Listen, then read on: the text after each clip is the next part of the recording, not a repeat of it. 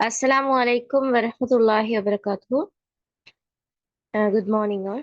Okay, இன்னைக்கு வந்து எங்க தமிழ் செமினார்ட 4வது நாள்ல மார்னிங் செஷன். ஓகே, நாங்க நேத்து நைட் 3வது நாளோட நைட் செஷன்ல வந்து கொஞ்சம் விஷயங்கள் தான் பார்த்தோம். அதுல வந்து லாஸ்டா நான் அந்த கம்பராமாயண செஷன்ல கேள்வி தான் பார்த்தோம். அதுல நாவாயை பத்தி, நாவாயோட தோற்றம் பத்தின கேள்வி பார்த்தோம். அடுத்ததா யானை கங்கை கலந்த விதம். அதுல வந்து நான் உங்களுக்கு நோட்ஸ் எல்லாம் ஃபுல்லா எழுதி அனுப்பினேன், ஃபுல் ஆன்சர்ஸ். அதை பார்த்து எல்லாரும் எழுதுங்க. அதோட இன்றைக்கு கொஞ்சம் இதை எக்ஸ்பிளைன் பண்ணிட்டு மத்தது போறேன். இப்போ குதிரைகள் கங்கை கடந்த விதம் வேண்டாம் மெயினா அதுல பாத்திரண்டு அணையமைய பயம் திரண்டு அணைய நெஞ்ச அந்த பாடல் வரிதான் அதுக்கு வருது. அதாவது குதிரைப்பட வந்து பால் போன்ற உடம்பையும் அச்சம் திரண்டது போன்ற மானத்தையும் உடைய குதிரைகள் வந்து எந்த ஒரு ரோகமே இல்லாம வந்து அந்த படகுகள் மீது அப்படி ஏறிக்கொண்டு நிமிர்ந்து நின்று கொண்டு போனாண்டுதான் அதுல சொல்லப்படுது. அடுத்த கேள்வி வந்து இந்த தற்குறிப்பேற்ற அணிட பயன்பாடு வந்து கேட்டிருந்தேன். அதுல வந்து மெயினா தற்குறிப்பேற்ற அணிட பயன்பாடு அப்படின்னு கேட்டால் ஃபர்ஸ்ட்டுக்கு தற்குறிப்பேற்றன்னு சொன்னா என்னன்ற விஷயத்த வந்து நீங்க கொடுத்துட்டு அந்த அணி இதுல எப்படி கையாளப்பட்டிக்குது என்னத்தை கொடுக்கணும்.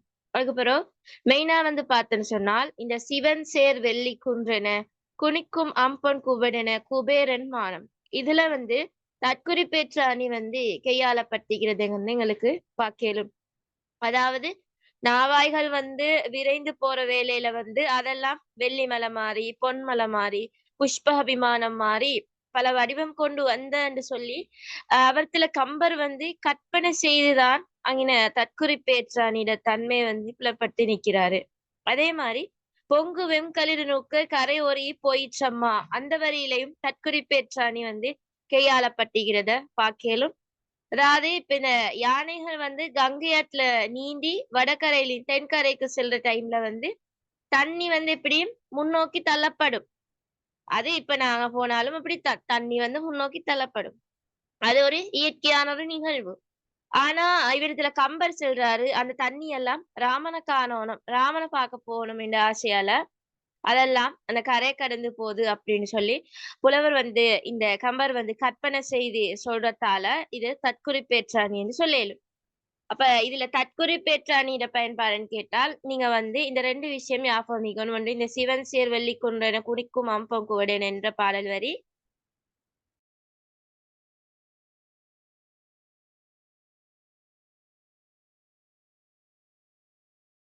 ஓகே, அடுத்ததா வந்து இந்த பொங்கு வெம்களிறு நுட்க கரை ஒரி போயிற்றம்மா. எஸ், அந்த வரியும் ஞாபகத்துல வைக்கணும். அதே மாதிரி ஒளிரடி கமலம் தீண்ட உயிர் படைத்தனவே அந்த வரியிலையும் தற்குறிப்பேற்றாணிக்கு ஆளப்பட்டுகிறத பார்க்கலாம். அதாவது நாவாய்கள் வந்து கங்கை ஆற்றுல அசஞ்சி சென்ற அந்த காட்சியை வந்து சொல்ற டைம்ல அது அந்த மகளிர்ட பாதம் பட்டதால வந்து அது உயிர் வந்தாம் அப்படின்னு சொல்லி தற்குறிப்பேற்றாணி வந்து கையாளப்பட்டுகிறத பார்க்கலாம். அடுத்ததா இன்னொரு கேள்வி நான் உங்களுக்கு ஆல்ரெடி சொன்னேன், இதுல இன்க்ளூட் பண்ணில்லண்டு. அதாவது ராமன் மீதான் கொண்ட பேரன்பும் இந்த பகுதியில வெளிப்படுத்தப்படுறத வந்து எங்களுக்கு பார்க்கலாம். இப்ப நாங்க அதுக்கு ஒரு அறிமுகம் கொடுக்கணும். இப்படி குகப்பழத்துல வந்து பரதனும் அவன் படையும் இந்த கங்கைட வடகரையில வந்து பெய்த்து நெருங்குற டைம்ல வந்து அந்த வேடுவ தலைவன் வந்து அந்த பெரும் படையை கண்டு சீற்றம் கொண்டு குகன் வந்து அந்த படைக்கு வந்து வீர வார்த்தைகளை வந்து கூறி இருக்கிற டைம்ல வந்து இராமன் மீது அவன் கொண்ட பேரன்பு வந்து வெளிப்படுவதை எங்களுக்கு பார்க்கலும். ஒன்று வந்து என்னுயிர் துணைவன் என்ற வரியில அந்த பேரன்பு வெளிப்படுத்தத்தை பார்க்கலாம். அதாவது இராமனை வந்து மிக நெருக்கமாக எண்ணுதல் அவன் இராமன் மீது கொண்ட பேரன்பைத்தான் காட்டுது அப்படின்னு சொல்லிட்டு இதற்கு எடுத்துக்காட்டாக அல்லது இதனை என்னுயிர் துணைவன் அந்த பாடலடி வந்து எடுத்து காட்டுகிறது எங்களுக்கு சொல்லேலும். அதே மாதிரி என் ஆருயிர் நாயகன் அந்த பாடலடியிலையும் அந்த அன்பு வெளிப்படுத்தத்தை பார்க்கலும். அதே போல என் அன்பன் என்ற வரியிலையும் இராம் மீது குகன் கொண்ட பேரன்பு வெளிப்படுத்த பார்க்கலும்.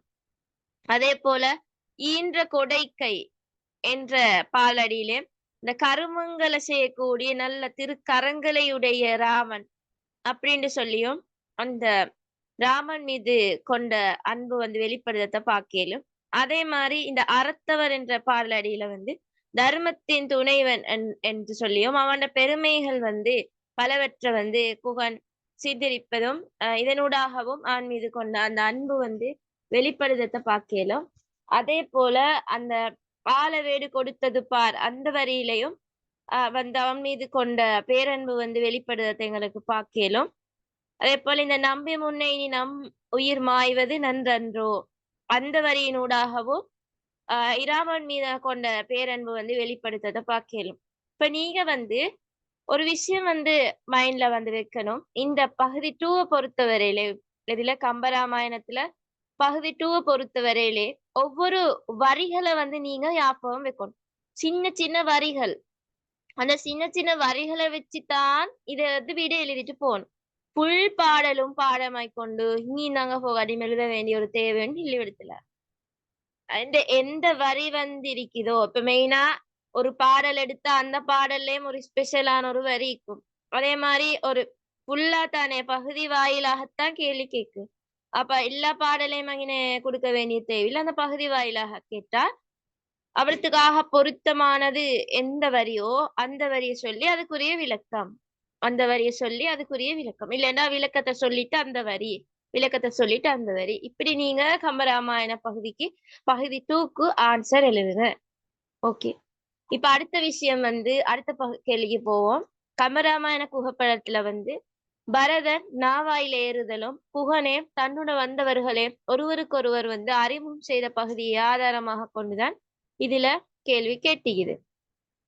அப்ப இப்படி பாக்குற டைம்ல வந்து முதலாவது கேள்வி தாயார் பற்றிய அறிமுகம். இது என்னென்ன பாடல காட்டப்பட்டிக்குது?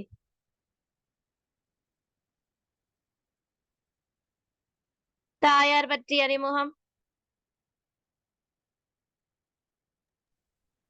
சுற்றத்தார் தேவரோடும் தொழ நின்ற அந்த இது எப்படி என்று சொன்னால் சைட்ல பாடல் எழுதிக்கோங்க. ஃபர்ஸ்டுக்கு பாடல் எழுதிக்கோங்க. அதுக்கு பிறகு இப்ப நான் சொல்ற மாதிரி அந்த சிஸ்டத்துக்கு நீங்க வீடியோ எழுதினீங்கன்னா சரி. எல்லாரும் இன்றைக்குரிய வீடியோ எழுதணும். இன்றைக்கு ஒரு டைம் எடுத்து ஏனால் 30 நிமிஷம் தான் நீங்க எடுக்கணும் ஒரு கேள்விக்கு வீடியோ எழுத. ட்ரை பண்ணி பாருங்க. அப்படித்தான் நீங்க எக்ஸாம்ல போனாலும் எழுதணும். அதால 30 நிமிஷம் இதுக்கு ஒரு டைம் ஒன்று எடுத்து ஈக்குள்ள வீடியோ எழுதுங்க. இப்ப நேத்து நாவாய் அந்த கேள்வி வீடியோ எழுதிப்பீங்க எல்லாரும். ஏன்னா நான் குரூப்லயும் போட்டதால அதுக்குள்ள ஃபுல் ஆன்சர் எல்லாரும் எழுதிப்பீங்க. மற்றது 2 ரெக்கார்டையும் இன்றைக்கு நான் போடுவேன். நேற்று நைட்டு ரெக்கார்டு இப்ப கிளாஸ் முடிஞ்சதே போடு. அதோட இந்த ரெக்கார்டையும் போடுவேன். மற்ற விஷயம் நான் வந்து இப்ப ஃபர்ஸ்ட் நாளையில 2 ரெக்கார்டும் டிலீட் தெரியும் எல்லாரும். நான் அதை ஆல்ரெடி எல்லாருக்கும் பாருங்கன்னு சொன்னேன். அது 2யும் இப்ப நான் கூகுள் டிரைவ்ல போடுறதுக்கு அங்கே டிலீட் பண்ணிக்கிறேன். நீங்கள நிறைய கிளாஸஸ் போடுற டைம் எல்லாம் ஃபுல்லா நிறையும். ஒரு கிளாஸ் 2 hours அப்படி போடுவதே நான். அதால அந்த 2 ரெக்கார்ட் டிலீட். மற்றது 2வது நாளோட ரெக்கார்டு இருக்குது. இப்ப அதையும் வந்து டிலீட் பண்ணிட்டு கூகுள் டிரைவ்ல போடுவேன். ஆஃப்டர் நான் உங்களுக்கு எல்லாம் கூகுள் டிரைவ்ல அப்லோட் பண்ணதுக்கு பிறகு கூகுள் டிரைவோட லிங்க் உங்களோட குரூப்ல போடுவேன். அந்த டைமுக்கு நீங்க உங்களுக்கு விசான விஷயங்கள் எல்லாம் அடுத்துல பார்க்கலும். அடுத்த விஷயம் உண்டு. நீங்க வந்து இப்ப நியூவா இப்ப 2 நாள் 3 நாள் உங்களுக்கு வேற வேலைகள் இந்த கிளாஸ்ல ஜாயின் பண்ணி படல அப்படின்னா நீங்க ஏன்னா நான் ஒவ்வொரு நாளைக்கு ஒவ்வொரு சாப்டர் தானே ஸ்டார்ட் பண்றேன். எல்லாருக்கும் ஈஸியான மாதிரி தான் போறேன். உங்களுக்கு அது விடுபட்டு இதை தொடரலாமின்றி இல்ல. ஏண்ட செமினார் அப்படித்தான். என்ன கிளாஸ் வந்தாலும் அப்படித்தானே ஏதோ உங்களுக்கு அந்த இதுல இருந்து தான் ஸ்டார்ட் பண்ற மாதிரி தான் இருக்கும். அப்ப நீங்க வந்து உங்களுக்கு முந்தின கிளாஸஸ் வந்து விடுபட்ட அப்படின்னா அவத்துல மொத்தம் இப்ப 6 டியூட் நீங்க ரெடி பண்ணிக்கணும். அப்ப நீங்க அந்த 6 டியூட் ரெடி பண்ண போகாம இந்த 7வது கிளாஸ்ல ஜாயின் பண்ணி 7வது டியூட்டை ரெடி பண்ணுங்க. அதுக்கு பிறகு வந்து 8வது அப்படி ஓடரா போங்க. அதில் என்றால் நீங்க அந்த விஷயத்த படிக்க இங்க நீங்க அப்படி போனா சரிதானே. அதுக்கப்புறம் இந்த நாள் கொஞ்சம் எல்லாம் முடிஞ்சதுக்கு பிறகு நீங்க மத்ததா எக்ஸ்ட்ராவா அந்த விடுபட்ட 3 நாள் எடுத்து அவத்துல செய்யுங்க. அப்படி படிக்க டைம் உங்களுக்கு எல்லாம் ஃபுல் கிளியர்ண்டா வரும். இல்லைன்னா அதையும் போட்டு கொஞ்சம் செஞ்சு இதையும் கொஞ்சம் செஞ்சு அதுல உங்களுக்கு கஷ்டமாகும். அதால சொல்றேன் புதுசா ஜாயின் பண்ணாங்க அப்படி இருந்தா அந்த இதை வந்து யூஸ் பண்ணிக்கோங்க. சரி, அப்ப இதுல வந்து நான் பேசுற கிளியரா விளங்குதானே எல்லாருக்கும்? கவரேஜ் பிரச்சனைகள் இல்ல? ஓகே, சரி. இப்ப இதுல வந்து முதலாவது கேள்வி கேட்டீங்க தாயார் பற்றி அறிமுகம். அப்ப நீங்க இதுல வந்து பார்த்தேன்னு சொன்னால் 64, 67, 69 இந்த 3 பாடலும் தான் வருது. அதாவது ஒரு பாடல்ல கோசலை தாய் அறிமுகம் செய்யறது, இன்னொரு பாடல வந்து சுமித்திரை தாய் அறிமுகம் செய்யறது, இன்னொரு பாடல வந்து கைகை தாய அறிமுகம் செய்தது. இந்த 3 விஷயம்தான் நீங்க இதுல வரணும். அப்ப இதை எழுதுற டைமுக்கு நான் நேத்து உங்களுக்கு ஒரு அறிமுகம் ஒன்று ஃபுல்லா எழுதுற மாதிரி சொல்லி தந்தேன். அதாவது எப்படி சோழர் காலத்துல தோற்றுவிக்கப்பட்ட அப்படி எல்லாம் சொல்லி வந்து ஒரு அறிமுகம் ஒன்று சொல்லி தந்தேன். யாதா எழுதிக்கிறா எல்லாரும்? ஓ டீச்சர்.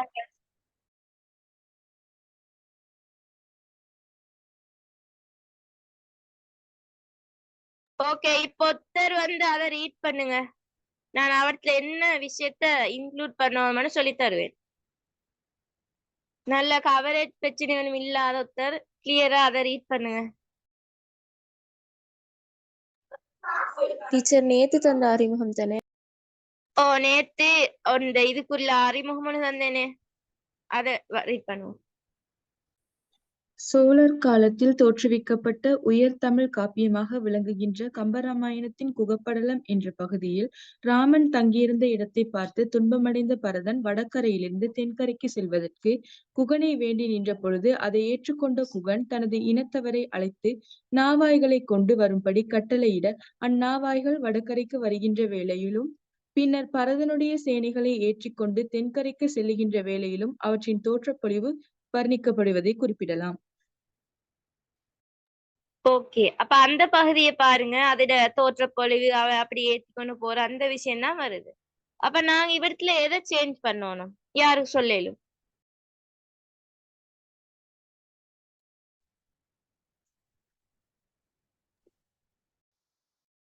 சொல்லுங்க. மாஜிதா, சஜானி சொல்லுங்க.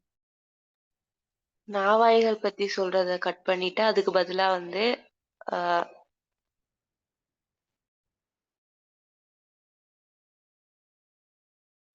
தாயார் பற்றிய அறிமுகம் கொடுக்கணும்.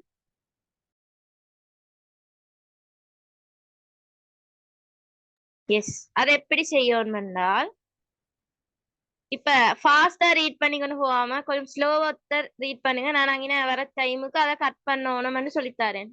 இன்னொருத்தர் ரீட் பண்ணுங்க. சோழர் காலத்தில் தோற்றுவிக்கப்பட்ட உயர்தமிழ் காப்பியமாக விளங்குகின்ற குகப்படலம் என்ற பகுதியில் இராமன் தங்கியிருந்த இடத்தை என்ற பகுதியில் அவ்வளவுதான் எழுதணும். எழுதிட்டு இப்ப நான் சொல்ற விஷயத்த எழுதணும். எப்படி? பரதன் நாவாயில் ஏறுதலும் குகனையும் தன்னுடன் வந்தவர்களையும் ஒருவருக்கொருவர் அறிமுகம் செய்யக்கூடிய பகுதியில், ஒருவருக்கொருவர் அறிமுகம் செய்யக்கூடிய பகுதியில்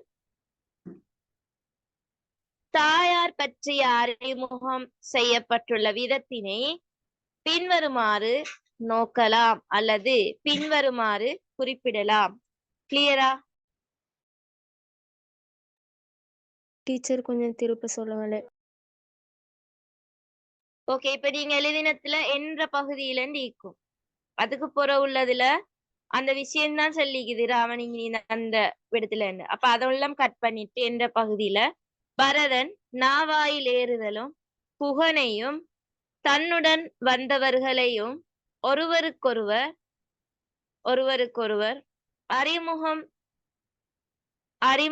செய்யும் வேளையில் தாயார் பற்றிய அறிமுகம் செய்யப்பட்டுள்ள விதத்தினை பின்வருமாறு நோக்கலாம் அல்லது பின்வருமாறு குறிப்பிடலாம்.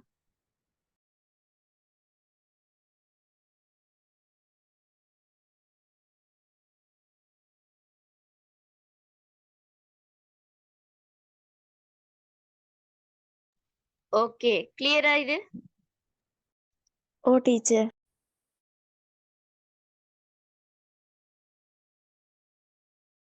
ஓகே, இப்படி நீங்க எழுதிட்டு அடுத்த விஷயங்கள் என்ன எழுதுற? இப்போ ஒண்டா எழுதிட்டு போற. இப்படி பரதண்ட வேண்டுகோளின்படி பரதனையும் அவன் சேனையரும் அவனுடன் வந்த தாய்மார் மூவரையும் குகன் நாவாயிலேற்றி கங்கையிட தென்கரையை நோக்கி புறப்படுகிறான் குகன். இவ்வேளையில வந்து நாவாயில் ஏறிய 3 தாயாரையும் இவர் யார் அப்படின்னு சொல்லி குகன் பரதன்ட்ட வந்து வினவுறான். அந்த வேலையில வச்சுதான் பரதனால 3 தாய்மார்களும் வந்து அறிமுகம் செய்யப்படுறாங்க. அப்ப அந்த விஷயத்தை தான் நாங்க அதுக்கு பிறகு கொடுக்கணும். கொடுத்துட்டு தான் ஃபர்ஸ்ட்டுக்கு கோசலை தாயை பத்தி சொன்ன விஷயம் கொடுத்துட்டு அதுக்குள்ள பாடல் வரி, அதுக்கு பின்னால சுமித்திரையை பத்தி அந்த சொன்ன விஷயத்த கொடுத்துட்டு அதுக்குள்ள பாடல் வரி, அப்புறம் கைகேயை பத்தி சொன்ன விஷயத்த கொடுத்துட்டு அதுக்குள்ள பாடல் வரி. இந்த விஷயத்தையும் எழுதிக்கோங்க நான் சொல்ற மாதிரி. பின்வருமாறு குறிப்பிடலாம்னு கொடுத்துட்டு பரதனின் வேண்டுகோளின்படி பரதனையும் அவன்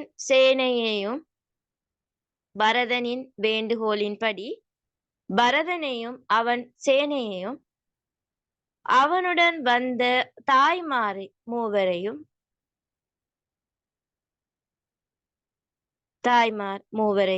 குகன் நாவாயிலேற்றி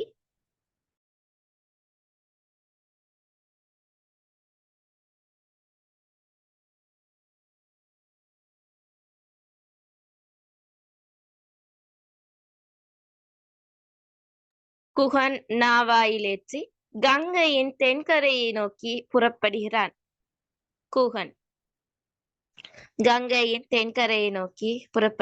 குகன் இவ்வேளையில்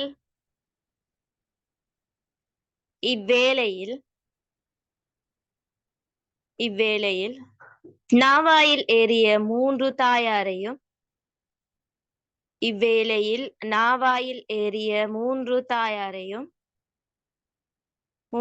தாயாரையும்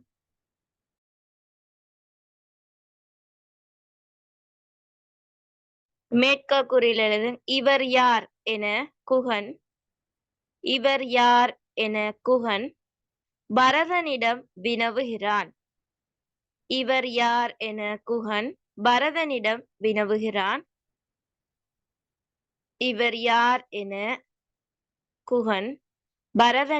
வினவுகிறான். பரதன் தான் 3 தாய்மாரை பத்தியும் சொல்லு குகனுக்கு தெரிய சுட்டியும் பரதன் தான் சொல்லி கொடுக்குற. அப்ப அதை நான் கதை மாதிரி எத்தனையோ தரம் உங்களுக்கு சொல்லி தந்தீங்கன்னு எனக்கு கிளாஸ் வந்தவங்களுக்கு அவங்களுக்கு அது பாடமாவே இருக்கும். என்னென்ன நடந்த என்ன விஷயம்னு சொல்லிடலாம். சில பேர் எனக்கு ஓடரா சொல்லி காட்டி மீக்குது. அவ்வேளையில் பரதனால் 3 தாயார் பற்றிய அறிமுகமும் செய்யப்பட்டுள்ளது.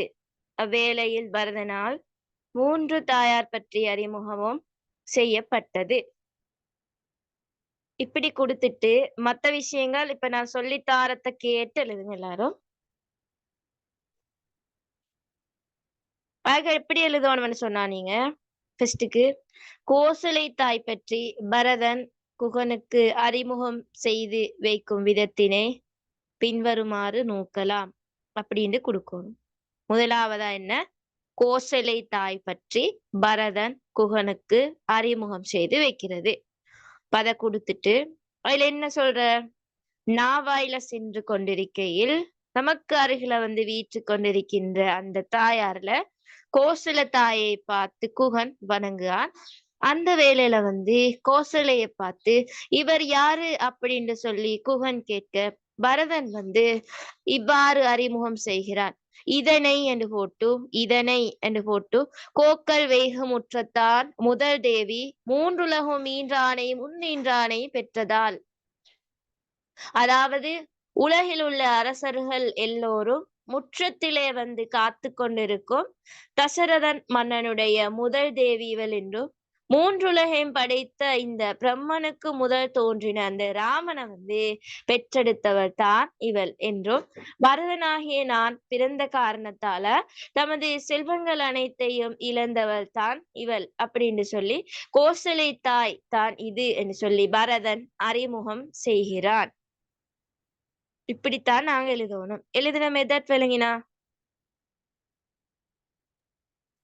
ஓ டீச்சர்.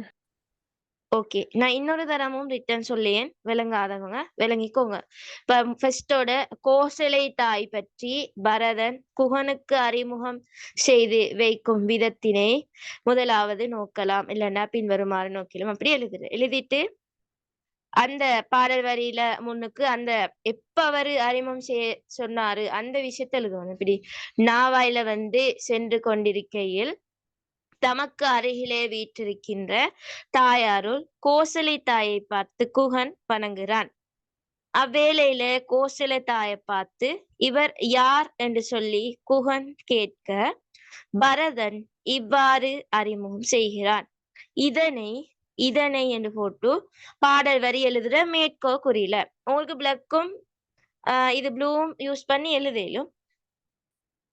அப்ப அறிமுகம் செய்கிறான் என்று போட்டு மேற்கோ குறியில கோக்கல் வைகமுற்றத்தான் முதல் தேவி மூன்றுலகும் ஈன்றானை முன் ஈன்றானை பெற்றதால் இப்படி எழுதிட்டு அந்த பாடல் வரி மூலம் என்ன சொல்லப்படுதுன்னு எழுதுறோம். அதாவது உலகத்தில் உள்ள அரசர்கள் எல்லோரும் முற்றத்துல வந்து காத்து கொண்டிருக்கிற டைம்ல வந்து தசரதன் மன்னனுடைய அந்த முதல் தேவி தான் இவள் என்றும் மூன்றுலகம் படைத்த அந்த பிரம்மனுக்கு முதல் தோன்றி ராமனை வந்து பெற்றெடுத்தவள் தான் இவள் என்று சொல்லியும் பரதனாகின நான் பிறந்ததாலதான் அந்த செல்வங்கள் அனைத்தையும் வந்து இழந்தவள் தான் இவள் அப்படின்னு சொல்லி கோசலை தாய் தான் இவள் என்று பரதன் வந்து அறிமுகம் செய்கிறான்.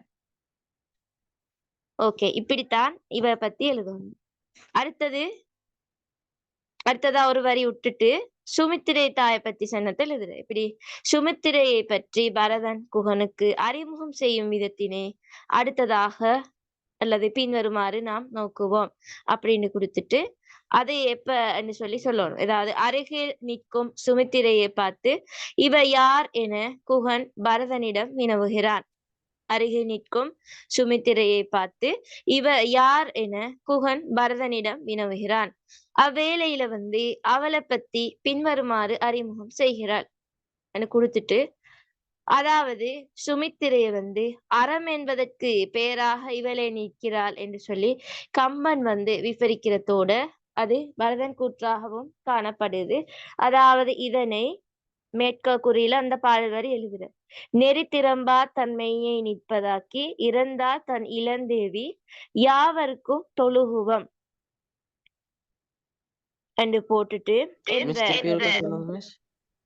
எது விலங்கல்ல நெறித்திறம்பார்னு ஏதோ சொன்னீங்க. பாடல் வரி நெறித்திறம்பா தன்மையை நிற்பதாக்கி இறந்தால் தன் இளந்தேவி யாவருக்கும் தொழுகுவம் அப்படின்னு ஒரு பாடல் ஒன்று இருக்குது. ஐ திங்க் அது 69வது பாடலா ஈக்கோணும். அந்த வரியை கொடுத்துட்டு அதுல என்ன சொல்லப்படுது? நீதி நெறி தவறிய தசரத மன்னன் தான் நெறி தவறியதால் தனது உயிரை மாய்த்தான். அவனுடைய இளந்தேவி இவள் தான் என்றும் அனைவரும் வணங்குகின்ற இராமனுக்கு என்றும் துணையாக இருக்கும் இலக்குவனனை பெற்றெடுத்தவள் தான் இவள் அப்படின்னு சொல்லி பரதன் வந்து குகனுக்கு சுமித்திரை தாயை அறிமுகம் செய்து கொடுக்கும் விதத்தை குறிப்பிடலாம். இப்ப ரெண்டாவதா சொன்னவங்கள விஷயத்த எழுதிட்டோம். இது கிளியரா? ரெண்டாவது எழுதினது ஃபர்ஸ்டுக்கு கோசல தாய் பத்தி எப்ப அவரை ஸ்டார்ட் பண்ணின விஷயத்த கொடுத்துட்டு அதுக்குள்ள பாடல் வரிய சொல்லிட்டு பாடல் வரி மூலம் என்ன சொல்லப்படுதுன்னு கொடுக்கு. அதுக்கு அடுத்ததா ரெண்டாவதா சுமித்திரையை பத்தி இப்படி எல்லாம் அறிமுகம் செய்யலும் என்று நாங்க சொல்லிட்டு ரெண்டாவதா இவ பத்தி சொல்லலும்னு கொடுத்துட்டு அவ வந்து எப்படி அறிமுகமான யாரு குகன் கேட்டதாலதான் அவ வின அந்த விஷயத்த சொல்லிட்டு இப்படி பின்வருமாறு அறிமுகம் செய்யப்படுதுன்னு கொடுத்துட்டு சுமித்திரை தாயை பத்தி சொன்ன விஷயத்த எழுதிட்டு அந்த பாடல் வரிய கொடுத்துட்டு அந்த பாடல் வரி மூலம் என்ன சொல்லப்படுதோ அதை கொடுத்து உங்களுக்கு மாத்தி எழுதவும் மேலும் விளக்கத்தை கொடுத்துட்டு பாடல் வரி கீழால் எழுதவும் மேலும் இதனேன்னு கொடுத்து சோ அப்படி அதை எழுதணும். ஓகே, இப்ப ரெண்டு விஷயம் சரியா? ஓகே, அடுத்தது வந்து மூணாவதா வந்து கைகை தாய் பற்றி பரதன் குகனுக்கு அறிமுகம் செய்து வைக்கும் விதத்தினை பின்வருமாறு நோக்கலாம் அப்படின்னு எழுதிட்டு அதாவது எப்படி எந்த டைம்ல அருகில் நிற்கும் கைகை தாயை பார்த்து இவர் யார் என குகன் பரதனிடம் வினவுகிறான். அவ்வேளையில் அந்த சந்தர்ப்பத்தை சொல்லணும். அவ்வேளையில அவளை பத்தி பின்வருமாறு அறிமுகம் செய்யப்படுது அப்படின்னு கொடுத்துட்டு அதுல வந்து மேற்கோள் குறியில பாடல் வரி எழுதுற. இல்லைன்னு சொன்னால் விளக்கத்தை கொடுத்துட்டு பாடல் வரியை லாஸ்ட்டுக்கு எழுதுவோம் மேலும். அதே எந்த வரியில அவளை பத்தி சொல்ற? கைகேய பத்தி. சுடுமையான தீவில் எஸ். படரெலாம் உயிரெலா என தோன்றும் உலகத்தை ஒருத்தி என்ற இடரிலா முகத்தாரை அறிந்திலே, அந்த வரியில வந்து சொல்லப்பட்டிருக்கிறத பாக்கலும். அதாவது இந்த உலகத்துல வந்து விலங்கல்ல அந்த வரிகளை கொஞ்சம் சொல்ல முடியும்? உங்களுக்கு இதை எடுத்து பார்த்தா அந்த வரிகள் சொல்லலாம் தானே. அது 69வது பாடல் லீக்கும். அதுக்கு ஆல்ரெடி முன்னு சொன்னது 67 லீக்கும். இது 69 லீக்கிறத பார்க்கலாம். வரி வந்து படரெலா உயிரெலா என தோன்றும் உலகத்தை ஒருத்தி அன்றே இடரிலா முகத்தாலை அறிந்திலையே. இந்த உலகத்துல வந்து உண்டான அனைத்து பாவங்களுக்கும் பழிக்கும் தியாக திகழ்வள் தான் இவள். அந்த பழிய வந்து இவள் பாலுட்டி வளர்த்தவள் இவள். இவளுட குடரில வந்து பாவியாக என்னை பெற்றெடுத்தவள். இப்ப பரதண்ட கூற்றாதானே இருக்குது. சோ அப்ப அவன் சொல்ற மாதிரிதான் எழுதணும். பாவியாக என்னை பெற்றெடுத்தவர். இந்த உலகமே துயரற்று கிடக்க தான் மட்டும் இன்பமையின் தன்மையை கொண்டவள் தான் இவள். இவள் தான் கைகேயி அப்படின்னு சொல்லி பரதன் வந்து கைகேயி தாய் அறிமுகம் செய்து வைக்க விதத்தை வந்து எங்களுக்கு குறிப்பிடல. ஓகே, கிளியரா? எழுதலுமா எல்லாருக்கும்? ஓகே, இப்ப அடுத்த கேள்விக்கு போவோம். இப்ப தாய்மார் பற்றிய அறிமுகம் உங்களுக்கு 64, 67, 69 பாடல சில மாற்றங்கள் ஈக்கலாம். தொகுமுகை புக்ல ஒரு மாதிரி இருக்கும், திருநாவுக்கரசர் புக்ல ஒரு மாதிரி இருக்கும்.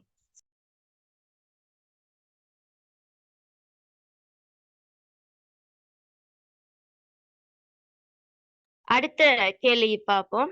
அதுக்கு எல்லாரும் ஆன்சர் எழுதி அனுப்பணும். அப்படி அனுப்பாமிக்க வேணாம். இதுவும் எதிர்பார்க்கப்படையும் இந்த முறை. இந்த பகுதி வந்ததான் 2019. ஆனா எனக்கு ஒரு இது 2019 பேப்பரை தழுவி இந்த முறை வந்தாலும் வரையலும். 2019 உண்டு, 2020 நான் ஆல்ரெடி உங்களுக்கு அந்த ஃபெஸ்டோடே போட்டிப்பேன். இப்ப கொஞ்சம் அந்த 2 பேப்பரே செஞ்சு பாருங்க. இப்ப நான் எனக்கு கிளாஸ் வந்தவங்க 2021 செஞ்சு அனுப்பினேன். பொதுவா அடுத்த எல்லாரும் இந்த 2019 பேப்பரே செஞ்சு பாத்தீங்கன்னாலும் நல்லா. ஓகே, அடுத்த கேள்வி குகன் பற்றிய கோசலைட என்ன? இது வந்து 65, 66வது பாடல காட்டப்பட்டிருக்கிறத பாக்கலும். அதாவது குகன் பற்றி பரதன் வந்து கோசலைக்கு வந்து அறிமுகம் செய்த டைம்ல வந்து தன்னுடைய சகோதரன் என்றும் இராமனுக்கு துணைவனாகவும் இலக்குமணன், பரதன், சத்துருக்கனன் ஆகியோருக்கு சகோதரன் என்றும் குகனை அறிமுகம் செய்கிறான். பரதன் அத்துடன் குகனானவன் கோசலையின் காலில் விழுந்த போதே இவ்வாறு பரதனால் கூறப்பட்டான். இதனை கேட்ட கோசல வந்து என்ன சொன்னான்? இப்படியான பண்பை கொண்ட குகனை வந்து வாழ்த்துறாள். அத்தோட தன்னுடைய அந்த 4 பிள்ளைகளோட குகனையும் சேர்த்து நீங்க 5 பேரும் ஒன்றாக சேர்ந்து இந்த அகன்ற இந்த பெரிய நிலப்பரப்பை வந்து ஆட்சி புரியுங்க அப்படின்னு சொல்லி அவள் வாழ்த்துறாள். அது மட்டுமன்றி அவள் என்ன சொல்றாள்? இராமன் வந்து காடு சென்றது, முழு உலகம் கவலையில இருக்க அவன் தாயாரான கோசலை வந்து அப்படி கவலையில இருக்கிற டைம்ல அவ வந்து இப்படி இந்த வேலையை வந்து செஞ்ச. அதால வந்து இப்படி நீங்கள் போனத்தாலதான், காட்டுக்கு போனத்தாலதான் குகண்ட துணை வந்து உங்களுக்கு கிடைச்ச. குகண்ட துணை வந்து கிடைச்ச. குகண்ட துணை கிடைத்தமையிட்டு மகிழ்ச்சி அடைகிறாள். அதனால வந்து அவள் சொல்றாள், இதை எடுத்துக்காட்டல் எப்படி மேற்க குறியில இராமன் நாடு துறந்து காடு சென்றது நலமாயிற்று. அந்த வரியூடாக எங்களுக்கு காணலும். ஏனென்று சொன்னால் அவன் காடு செல்லாதிருந்தான் அப்படின்னு சொன்னால் இப்படியான நல்ல பண்பையுடைய அந்த குகண்ட நட்பும் உங்களொத்தருக்கும் வந்து கிடைச்சிக்காது அப்படின்னு சொல்லி கோசலை குறிப்பிடனூடாக குகன் பற்றி அந்த கோசலையோட எண்ணம் வெளிப்படுத்தப்படுவதை எங்களுக்கு பார்க்கலும். இத வந்து கம்பர் எப்படி சொல்றாரு அப்படின்னா, தீன்கோள் கைவீர கழுகு அணைய காலை இவன் தன்னோடு கலந்து நீக்கும் ஐவீரும் ஒரு வீராய் அகலிடத்தை நெடுங்காலம் அளித்தீர் என்றால். இவ்வாறு குகன் பற்றிய கோசலையோட எண்ணம் வெளிப்படுத்தப்படுதத்தை எங்களுக்கு சொல்லேலும் அப்படின்ட்டு லாஸ்டா ஒரு முடிவுரை எழுதுற. அப்ப குகன் பற்றிய கோசலையிட என்னன்னு கேட்டால் ஃபெஸ்ட்டுக்கு வந்து இப்படி அந்த டைமை வந்து சொல்லணும். இப்படி குகன் பற்றி பரதன் கோசலைக்கு அறிமுகம் செய்யற வேலையில வந்து தன்னுடைய சகோதரன் அதே மாதிரி ராமனுக்கு துணைவன் அப்படி குகன் யாரு என்று சொல்லி வந்து கோசலை கிட்ட சொல்ற. குகன் பத்தி பரதன் வந்து சொல்றாரு குகனை பத்தி கோசலைக்கு. அப்ப அப்படி சென்ன விஷயத்த நீங்க சொல்லணும். இப்படி இவன் தான், இவன் யாரு, இவன் சகோதரன் அப்படி என்றெல்லாம் செல்ற விதத்தை நீங்க ஃபர்ஸ்டோட சொல்லணும். சொல்லிட்டு பரதன் அத்தோட குகனானவன் கோசலையோட கால்ல வந்து விழுந்த டைம்ல இப்படி பரதனால வந்து கூறப்பட்டான்.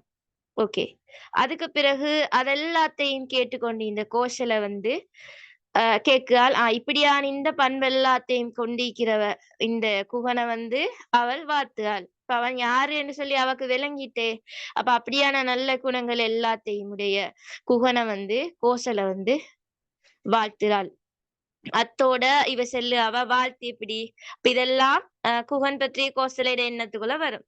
அத்தோட அவ வாழ்த்து எப்படி நீங்க வந்து 4 பிள்ளையோட குகனையும் சேர்த்து அவ செல்லு அவ 5 பேரும் அப்படின்னு நீங்க 5 பேரும் ஒன்றா சேர்ந்து கொண்டு இந்த பெரிய இந்த நிலத்தை வந்து ஆட்சி புரியுங்க அப்படின்னு சொல்லி கூறி அவள் வாழ்த்துவாள். அது மட்டுமின்றி இவ செல்லு அவ நீங்களோல் வந்து ராமன் வந்து காடு சென்றதும் ஒரு நல்ல ஒரு விஷயம்தான். முழு உலகமும் கவலை எழுந்த அந்த டைம்ல கோசலையும் கவலை எழுந்தாள். இப்ப அந்த டைம்ல வந்து நீங்க எல்லாரும் வந்து காட்டுக்கு போனதும் நல்ல ஒரு விஷயம்தான். அப்படி போனதாலதான் இப்படியான ஒரு குகண்ட துணை வந்து உங்களோ எல்லாருக்கும் கிடைச்சிக்குது. சோ இதை அவள் வந்து மகிழ்ச்சியாக கூறுவாள். இத வந்து சொல்லலும் எப்படின்னால் இந்த விஷயத்த வந்து இதனை என்று போட்டுட்டு மேற்கோள் குறியில இராமன் நாடு துறந்து காடு சென்றது நலமாயிற்று என்ற அந்த வரியினூடாக எங்களுக்கு சொல்லேலும் அப்படின்னு கொடுத்துட்டு இப்படி வந்து நீங்க போவட்டி இப்படியான நட்பு முறவும் உங்களுக்கு கிடைச்சிக்காது அப்படின்னு சொல்லி கோசலை கொடுக்குறாரு. அதுக்கு பிறகு வந்து மேலும் அந்த வாழ்த்தின விஷயத்த வந்து எங்களுக்கு எதனூடாக எடுத்து காட்டலும் அப்படின்னால் அத வந்து அந்த தின்தோல் கை வீர களிர் அணைய காலை இவன் தன்னோடு கலந்து நீங்கள் ஐவீரும் ஒரு வீராய் அந்த வரிய வந்து அவடத்துல சொல்லி இப்ப நான் ஆல்ரெடி அந்த சொன்ன இடத்துல இந்த வரிகளை எடுத்து காட்டி கோசலையோட எண்ணம் குகன் பற்றி அந்த கோசலையோட எண்ணம் வந்து காட்டப்பட்டுகிற விதத்தை வந்து எங்களுக்கு இப்படி சொல்லலும் அப்படின்னு முடிவுரை கொடுக்க. ஓகே, கிளியரா?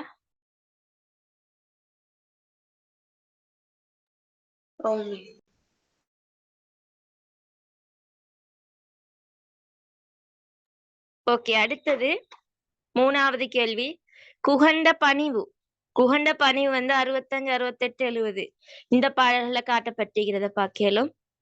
அதாவது குகனுடைய பணிவு என்று சொன்னால் அதுல உங்களுக்கு அவன்கிட்ட அந்த பண்புகள் எல்லாம் சொல்லேலும். குகன பணிவுல வந்து அவன் தீதான பண்புகள் ஒவ்வொரு தாயும் வந்து அவன் இதாக்கின விஷயங்கள் அப்ப அதெல்லாம் கொடுக்கலும். இந்த கேள்வி அவங்களும் 2 மாதிரி வரலாம். குகண்ட பண்பு என்று கேட்கலும் இல்லைன்னா குகண்ட பணிவுன்னு கேட்கலும். அப்ப அந்த விஷயத்தெல்லாம் தான் நீங்க அதுல எழுதணும். இப்படி தாய்மார்கள் விலங்கல்ல சிறப்புன்னு வந்தாலும் அதுதானே மிஸ் எழுதணும். குகண்ட சிறப்புன்னு வந்தாலும் அதைத்தான் எழுதணும். அவன்ட பணிவான விஷயங்கள் அவன்கிட்ட என்னென்ன பண்பீந்த அதெல்லாம் சொல்லி எழுதுற. கேள்வி வந்து அதான் ஒவ்வொரு மாதிரி வரையலும். ஆனா விஷயம் ஒன்றுதான். நான் சரியா அதுக்குள்ள மாதிரி எழுதினா சரி. இப்ப தாய்மார் வந்து அவன் பற்றி என்ன பாட்ட வந்து வெளிப்படுத்த டைம்ல வந்து அவனுடைய அந்த பணியை வெளிப்படுது சந்தர்ப்பம் கொடுங்க. அறிமுகம் என்று சொன்னால் அதுதான் விஷயம். அந்த எந்த டைம்ல அந்த விஷயம் அறிமுகமாக்கப்படுது. இப்ப நான் ஒவ்வொன்றுலயும் சொல்லி தந்தேன். அது மாதிரி குகண்ட பணிவு குகண்ட பண்பு அப்படி கேட்டாலும் அந்த தாய்மார்கள் வந்து அவன் பற்றி என்ன பார்த்து அந்த வெளிப்படுத்த டைம்ல தான் அது வந்து அவன் வெளிப்படுது என்ற விஷயத்த நீங்க முதலாவது பாயிண்ட்ஸ்ல கொடுக்கணும். தாய்மார் அவன் பற்றிய எண்ணப்பாட்டை வெளிப்படுத்துவதாகத்தான் இங்கு எடுத்துக்காட்டப்படுது அப்படின்னு கொடுத்துட்டு அதுக்கு பிறகு வந்து கோசலைக்கு குகனை பரதன் அறிமுகம் செய்ததை தொடர்ந்து கோசலை வந்து தனது பிள்ளைகளுக்கு குகன் பற்றி கூறுவார். அப்ப அதுல வந்து பார்த்தோம்னு சொன்னால் ஒன்று சொல்லேலும் மலை போன்ற வலிமையான தோள்களையும் தன் துதிக்கையால வந்து வீரச் செயல்களை புரியக்கூடிய ஆண் யானையை போன்ற ஆண்மகனாகி இந்த குகன் என குறிப்பிடுவான். இதன் மூலம் அவனுடைய அந்த குணப்பண்பு வந்து வெளிப்படுத்தப்படுகிறது எங்களுக்கு பார்க்கலாம். அந்த வீர செயல் புரியதன் அப்படினூடாக அவன் நல்ல ஒரு வீரமான ஒருவன் என்னது எங்களுக்கு விளங்குது. அப்ப அது அவனுடைய பண்புதான். அதே மாதிரி அடுத்ததா வந்து விஷயம் அந்த தாய்மார வந்து பரதன் வந்து அறிமுகம் செய்த டைம்ல வந்து உடனே ஒருத்தர் அறிமுகம் செய்த டைம்ல உடனே அவன் வந்து அவங்களோட காலில் விழுந்து பணிதான். அப்ப அந்த பணியும் பண்பை வந்து அவன் பெற்றிருக்கிறான். இதனூடாக இராமன், பரதன், இலக்குவனன், சத்துருக்கனன் ஆகியோர் தாயாரை வந்து தனது தாயாக மதிக்கக்கூடிய பண்பு கொண்டவன் என்று சொல்லி இவன் வந்து குகன் காட்டப்பட்டிருக்கிறது எங்களுக்கு. அவன் நல்ல ஒரு பணிவான ஒத்தன், நல்ல பண்பு கொண்ட ஒத்தன் என்னது எங்களுக்கு விளங்குது. உதாரணமா சொன்னால் கேகை வந்து கெட்ட பண்புடையவராக இருந்தாலும் அவள் வந்து அறிமுகம் செய்த டைம்ல வந்து அவளும் ஒரு தாயை அப்படின்னு நினைச்சு அவட கால வந்து அவன் விழுந்து வணங்குவான். இதனூடாக எங்களுக்கு எடுத்துக்காலம் யாரையும் நல்ல மதிக்க கூடிய ஒருவன் என்னது எங்களுக்கு விளங்குது. சோ அந்த விஷயத்த உங்களுக்கு சொல்லும். அடுத்து வந்து பரதன் வந்து குகனை வந்து தன்னுடைய அந்த தாயாருக்கு வந்து அறிமுகம் செய்து வைக்க டைம்ல வந்து குகண்ட பண்புகள் இன்னும் வெளிப்படுது. அதாவது ராம இலக்குவனன் மீது உயிருக்கும் மேலான அன்பை கொண்டவன் என எடுத்து காட்டப்படுவதனூடாக நல்ல அன்புள்ள மற்றவங்களோட நல்ல அன்பா நடக்கக்கூடிய ஒருவன் என்று விளங்குது. அதே மாதிரி தன்னுடைய உயிர் இருக்கும் வரை இவர்களை பாதுகாக்கும் திடமான எண்ணம் கொண்டவன் என்பதனூடாக அவனுடைய அந்த பண்பு காட்டப்பட்டுகிறது பக்கேலும். இத வந்து எங்களுக்கு சொல்றால் இன்துணைவன் இராகவனுக்கும் இலக்குவனனுக்கும் இளையவருக்கும் எனக்கும் மூத்தான் குன்று அணைய திரு நெடும் தோற்குகன் என்பான் என்ற குருசில் என்றான். அந்த வரியினூடாக எங்களுக்கு எடுத்து காட்டேலும். சோ இப்படி இந்த விஷயங்கள் எழுதணும். ஏழுமா?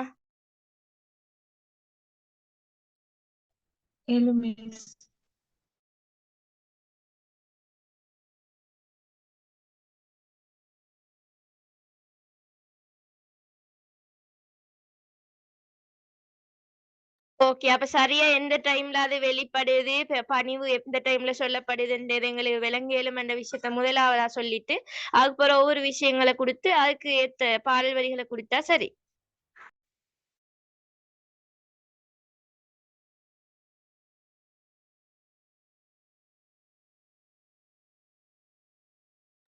ஓகே, லாஸ்ட் கேள்வி. பரதண்ட பெருமிதம் அது வந்து எங்களுக்கு பார்க்கலும். இந்த 63ல இருந்து 70 வரைக்கும் உள்ள எல்லா பாடல்லையும் பொதுவா அவனுடைய அந்த பெருமிதத்தை வந்து எங்களுக்கு பார்க்கலும். அதாவது பரதண்ட பெருமிதம் வந்து இந்த பகுதியில கம்பர் வந்து சித்தரித்தீகிறத எங்களுக்கு பார்க்கலும் அப்படின்னு சொல்லிட்டு பரதன் வந்து தனது உயர்ந்த அன்பிட வெளிப்பாட்டை வந்து இதன் போது முன்வைக்கும் பாங்கு சிறப்புக்குரியது. என்னோடாக அவனது பெருமிதத்தை மேலும் எடுத்துரைக்கிறதுக்காக வேண்டி கம்பர் வந்து ஒரு விஷயம் வந்து சொல்றாரு. அது என்னென்றால் கள்ள ஆசை அழித்து வேறு அவனை பண்டு ஆண்ட வேந்தரை இழுத்து மேலேறினான் தானும் ஏறினான்.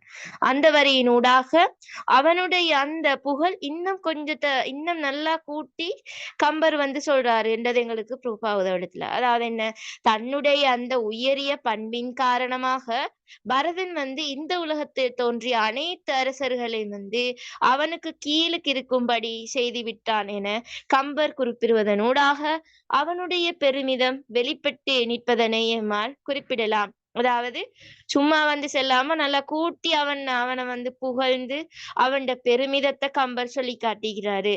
அதான் அந்த கள்ள ஆசை அழித்து வேறு அவனை பண்டு ஆண்ட வேந்தரை இழுத்து மேலேறினான் அந்த வரியினூடாக புலப்படுத்த பார்க்கலும். சோ நான் உங்களுக்கு இந்த பாடல் இந்த முறை 12 மார்க்ஸுக்கு எதிர்பார்க்கலாம்னு சொல்லி நான் இந்த பாடல் உங்களுக்கு தந்து ஃபுல்லா எக்ஸ்பிளைன் பண்ணினேன். அப்ப அந்த பாடல் எல்லாருக்கும் தெளிவா இருக்கும்.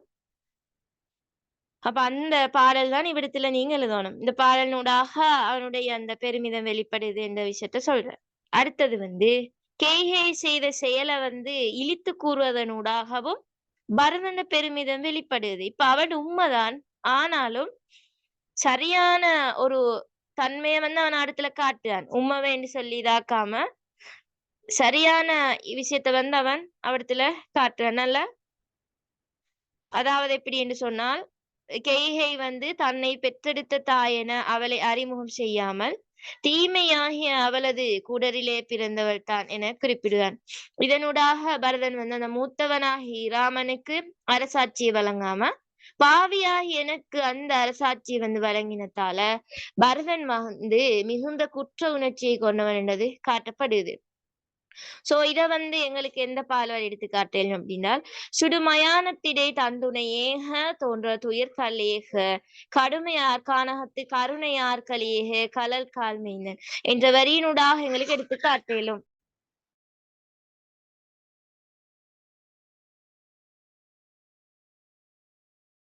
ஓகே, கிளியரா? அப்ப இந்த பாடல் வரியை சொல்லி இல்லைன்றால் ஃபர்ஸ்டுக்கு சொல்லிட்டு விளக்கத்தை பிறகு எழுதலும், இல்லைன்றால் விளக்கத்தை எழுதிட்டு இதனை என்று போட்டு பாடல் வரி எழுதுங்க. அப்ப அது கிளியர் ஆயிக்கும். விளக்கம் எழுதி லாஸ்டுக்கு பாடல் வரி எழுதுற கொஞ்சம் கிளியர் ஆயிக்கும். அப்படி எழுதுங்க. அதே மாதிரி வேற எந்த டைம்ல தன்னுடைய அந்த தந்தையாகிய தசரதன் நீதி நெறி பிழைத்து விட்டான் என கூறுவதனூடாகவும் அவன் அந்த பெருமிதம் வெளிப்படுது. அதாவது இந்த உலக ஆட்சியை மூத்த மகனுக்கு தான் வழங்கணும் என்ற நியதியிலிருந்து தசரதன் விலகிட்டான். கேகையிட சொற்படி அதை எனக்கு வழங்கிட்டான் என்று சொல்லி இப்ப வாப்பு பண்ணும் பார்க்காம சரியான ஒரு அரசியல் இத ஒரு இவன் இவ்விடத்துல எடுத்து காட்டான். நீதி நெறி பிழைத்து விட்டான், நீதி நெறி தவறியவன் என்று சொல்லி தந்தைய குறிப்பிடுவதனூடாகவும் அவனுடைய அந்த பெருமிதம் வெளிப்படுது. அதே மாதிரி குகனை பரதன் கண்டவுடனே அவன் மீது அன்பு வச்சு அவன் அவனோட சேர்ந்து அவனை வணங்கி அவனை அவனோட தழுவி கொண்டு இருந்ததனூடாக அவனுடைய பெருமிதம் வெளிப்படுதத்தை பார்க்கலும். இப்படி பரதன பெருமிதம் இங்க நிறைய இடத்துல வெளிப்படுதத்தை எங்களுக்கு சொல்லலும் அப்படின்னு எழுதுற. ஓகே, எழுதலுமா பரதன பெருமிதம்? இப்ப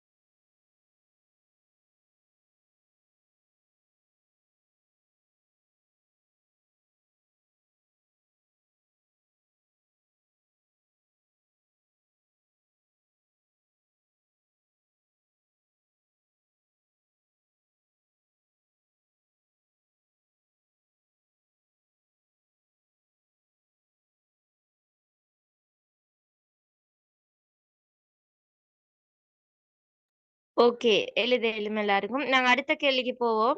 சிறுகதை அடிப்படையாக கொண்ட கேள்வி. இப்ப நான் இதில் இவ்விடத்துல தியாகம் உங்களுக்கு சொல்லித்தாரேன். இதுக்குள்ள ஆன்சர்ஸ மற்றது அந்த 3 month ப்ராஜெக்ட்ல இறுதிக்கட்ட வகுப்புல நான் உங்களுக்கு மத்த 2 சிறுகதை எனக்கு வயது 13 அடுத்ததா உள்ளதுதான் இந்த நெருக்கடி நேத்தும் கொஞ்சம் சொல்லி தந்தேன். என் நெருக்கடியும் எனக்கு வயது 13 நான் அவடத்துல அதை எக்ஸ்பிளைன் பண்ணுவேன். ஓகே, தியாகம் பொதுவா எல்லாரும் தெரிஞ்ச ஒன்றுதான். அதே மாதிரி நான் இதை என் 3 monthல செஞ்சுட்டேன், தியாகம் சிறுகதைய. ஓகே, இப்ப இதுல முதலாவது கேள்வி தரப்பட்டிருக்குது. தியாகம் சிறுகதையில கதிரேசன் செட்டியாரது மளிகை கடையில் நடைபெறக்கூடிய அன்றாட செயற்பாடுகள். அப்ப நீங்க இதை எப்படி எழுத போற? இப்ப நான் ஆல்ரெடி தியாகம் சிறுகதைக்கு வீடு எழுதுற மாதிரி உங்களுக்கு சொல்லி தந்தீங்கிறேன். இப்ப அதை வச்சு யாரு சொல்லலும்? ஃபர்ஸ்ட்டுக்கு என்ன செய்யணும்? அறிமுகம். எஸ், அறிமுகம் கொடுக்கணும். இந்த தியாகம் இப்படி இவரால யாரால தியாகம் சிறுகதை எழுதப்பட்ட? அழகிரிசாமி. எஸ், அப்ப அத கொடுங்க. அழகிரசாமியால எழுதப்பட்ட இந்த தியாகம் சிறுகதையை அடிப்படையாக கொண்ட பகுதியிலேயே இதில் கதிரேசன் செட்டியாரது அந்த மளிகை கடையில் நடைபெறக்கூடிய அன்றாட செயற்பாடுகள் பற்றி பின்வருமாறு குறிப்பிடலாம். அப்படி எழுதும். எழுதிட்டு கொஞ்சம் மளிகை கடை பத்தின விஷயங்களை இப்ப நான் அதை உங்களுக்கு எக்ஸ்பிளைன் பண்ணிட்டு போறேன். அதை வச்சு எழுத பாருங்க. அதுல என்ன விஷயம் என்று சொன்னால், முதலாவதாக அறிமுகம்னு கொடுக்குற எப்படி, அதாவது இப்ப ஒரு பலசரக்கு கடை என்று சொன்னால் அன்றாட வாழ்க்கைக்கு தேவையான பல பொருட்களும் விற்பனை செய்யப்படும். ஆகவே அந்த நுகர்வவங்களை பார்க்கலும் எப்படி இருப்பாங்க? நுகர்வாக்கள் சொல்லுங்க பாக்கம். வாங்க போறாக்கள் எல்லாம்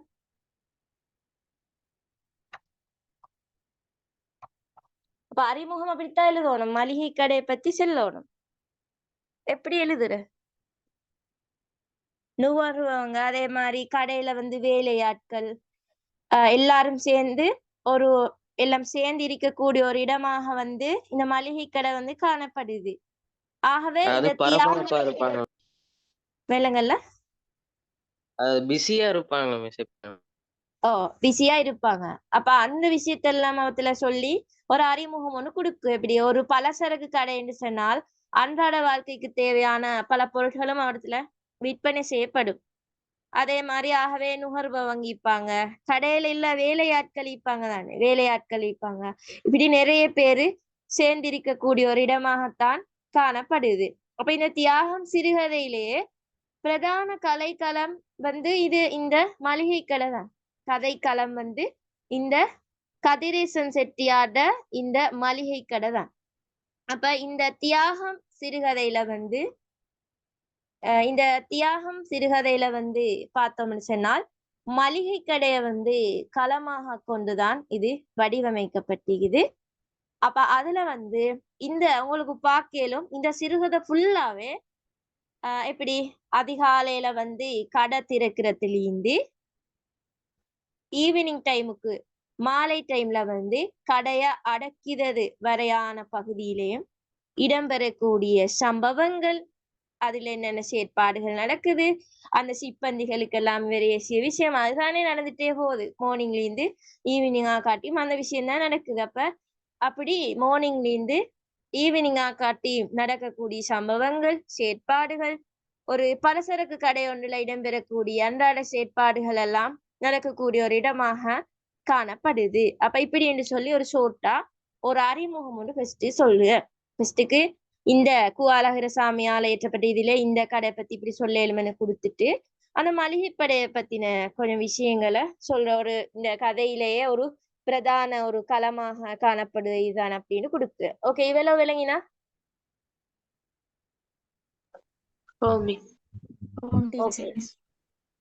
ஆன்சர் இப்பயே எழுதுங்க, இல்லைன்னா புறவைக்கு கொஞ்சம் உங்களுக்கு யாபம் இல்லா போகலாம். இப்ப நான் சொன்ன விஷயங்களை ஷோர்ட்டா மார்க் பண்ணி கொண்டு கிளாஸ் முடிஞ்சதுல இருந்து ஸ்டார்ட் பண்ணி எழுதிட்டு போங்க. அடுத்து இந்த மளிகை கடையிட அன்றாட செயற்பாடுகள் ஒவ்வொன்றா பார்ப்போம். அப்ப நான் உங்களுக்கு நேற்று சொல்லி தந்தேன், நாவல் என்றாலும் சிறுகதை என்றாலும் ஒவ்வொரு பாயிண்ட்ஸை கொடுத்துட்டு விளக்குங்கன்னு சொல்லி. அப்ப அப்படி பார்க்க டைம்ல இதுல என்ன சொல்லலும் செயற்பாடுகள்ல கதிரேசன் செட்டியார் டெய்லி ஒரே டைம்க்கு வரார் கடைக்கு. எஸ், அத குடுக்கலுமா எப்படி?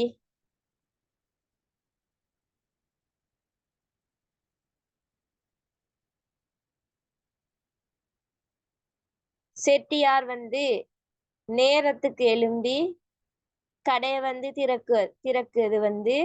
திறப்பதை எமக்கு குறிப்பிடலாம் சொல்லிட்டு, அதாவது செட்டியார் செய்யும் தொழில் நிரந்தரமானது, அதனால் அவருக்கு பழக்கப்பட விடயம் தான் இது. தினமும் 10:25க்கு கடைக்கு வருவார் என்பதன் மூலம் எமக்கு விளங்க முடியும்.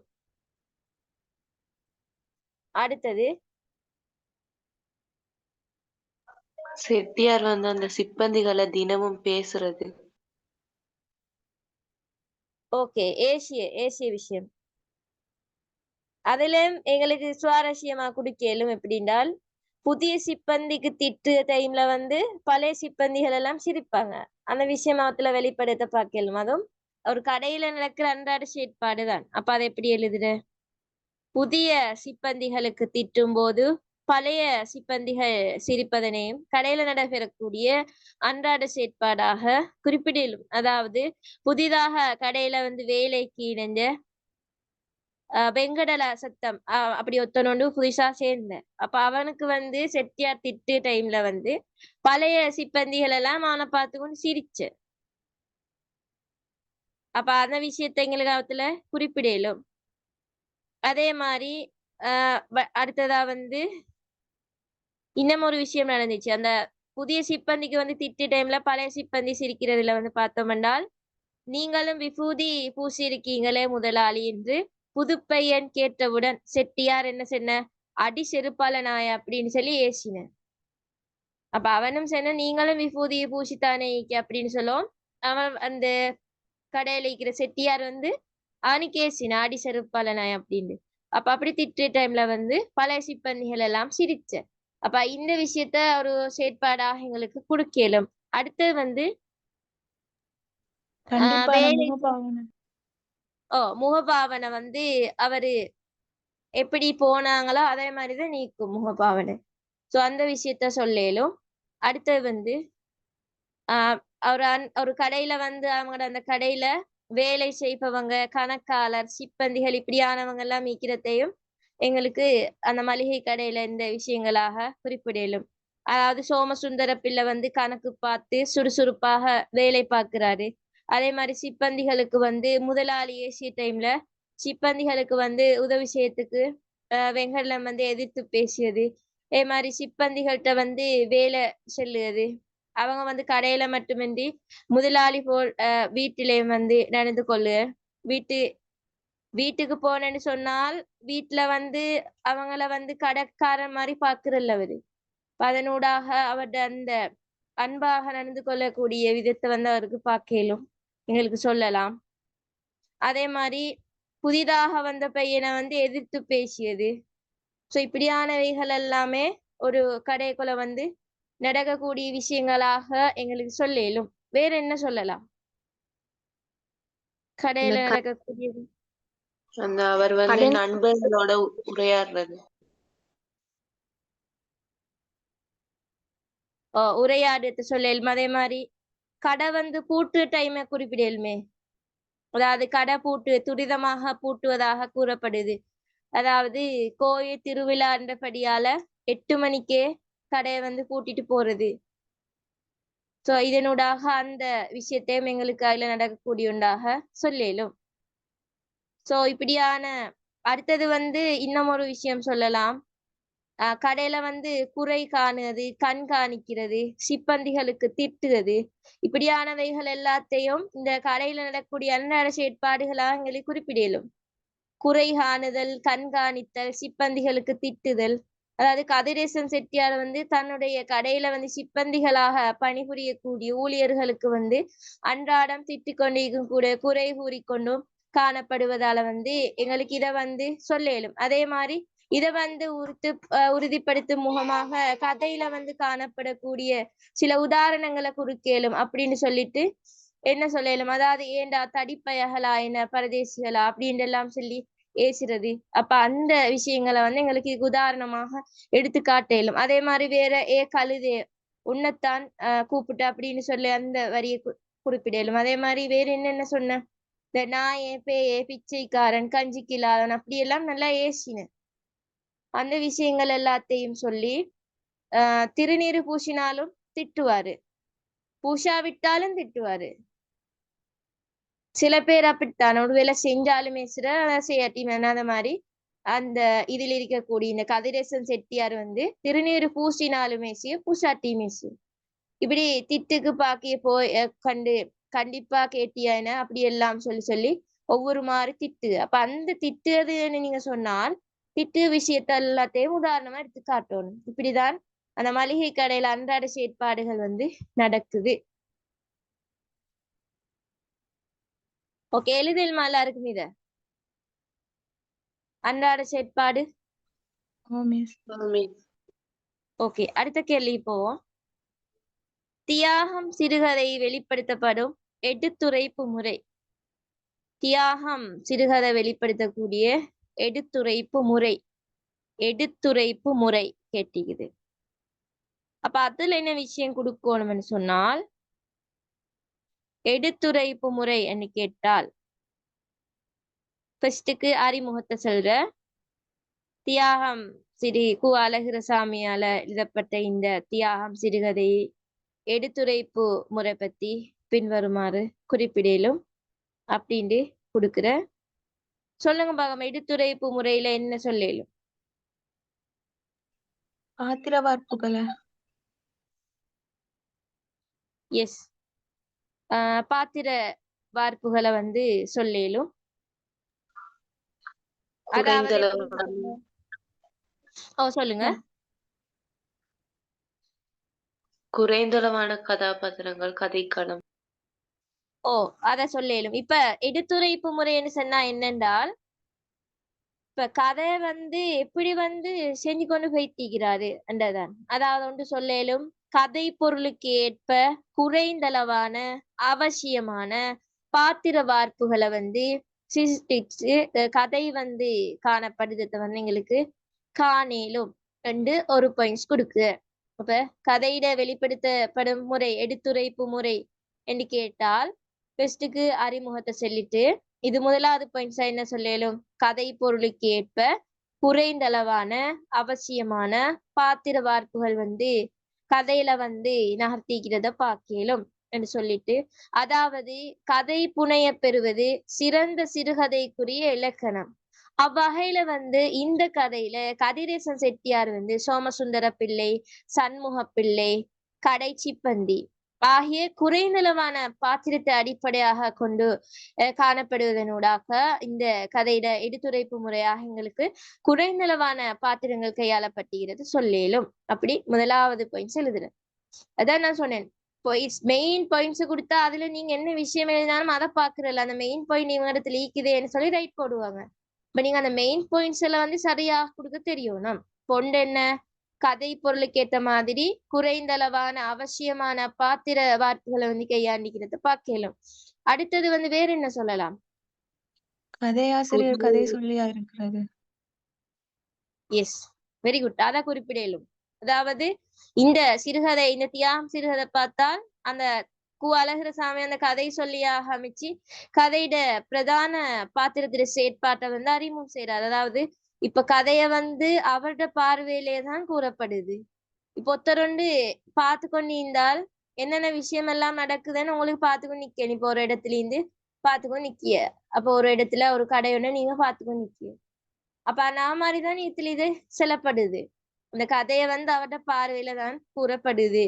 அன்றும் காலை 10:25க்கு கடைக்கு வந்தா, கடைக்குள் நுழையும் போது முகத்தை வந்து எப்படி வச்சுக்கொள்ளணுமோ அத மாதிரி வச்சுக்கொண்டாரு. ஒரு குறிப்பிட்ட முறையில வைத்துக்கொள்ள வேண்டும், அப்படி வைத்துக்கொண்டார். இந்த முகபாவனத்தின பிரதான அம்சம் அந்த கடுகடுப்பு. அதே மாதிரி ஒரு மாதிரியான விரைப்பு முறையில அவர் எப்படி அவரோட முக சுபாவத்தை வந்து யாரு வந்தாலும் மாத்திரம் இல்ல, 10:25 கடை போனால் எப்படி இருந்தா அதே மாதிரிதான் நீக்கி.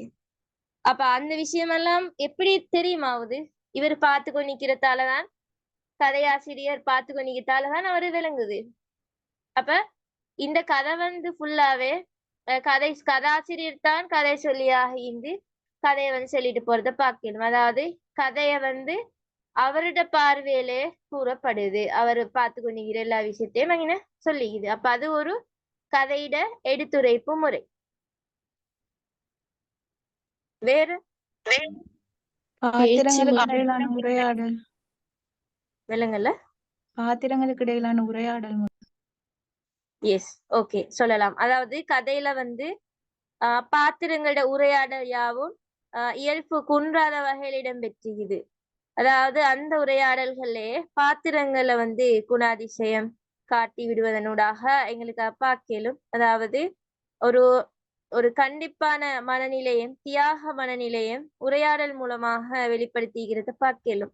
அதாவது சோமசுந்தர பிள்ளை வந்து பெயின்களை வந்து பார்த்து அந்த கண்டிப்பில இருந்து அவங்கள வந்து விடுவிக்கக்கூடிய பாத்திரமாகவும் உரையாடலை வந்து இது வெளிப்படுத்தப்படுது எங்களுக்கு காணலும். வேறு புதிய பாத்திர விதமான உரையாடல் ஒரு படிப்பு. விலங்கல்ல சொன்னது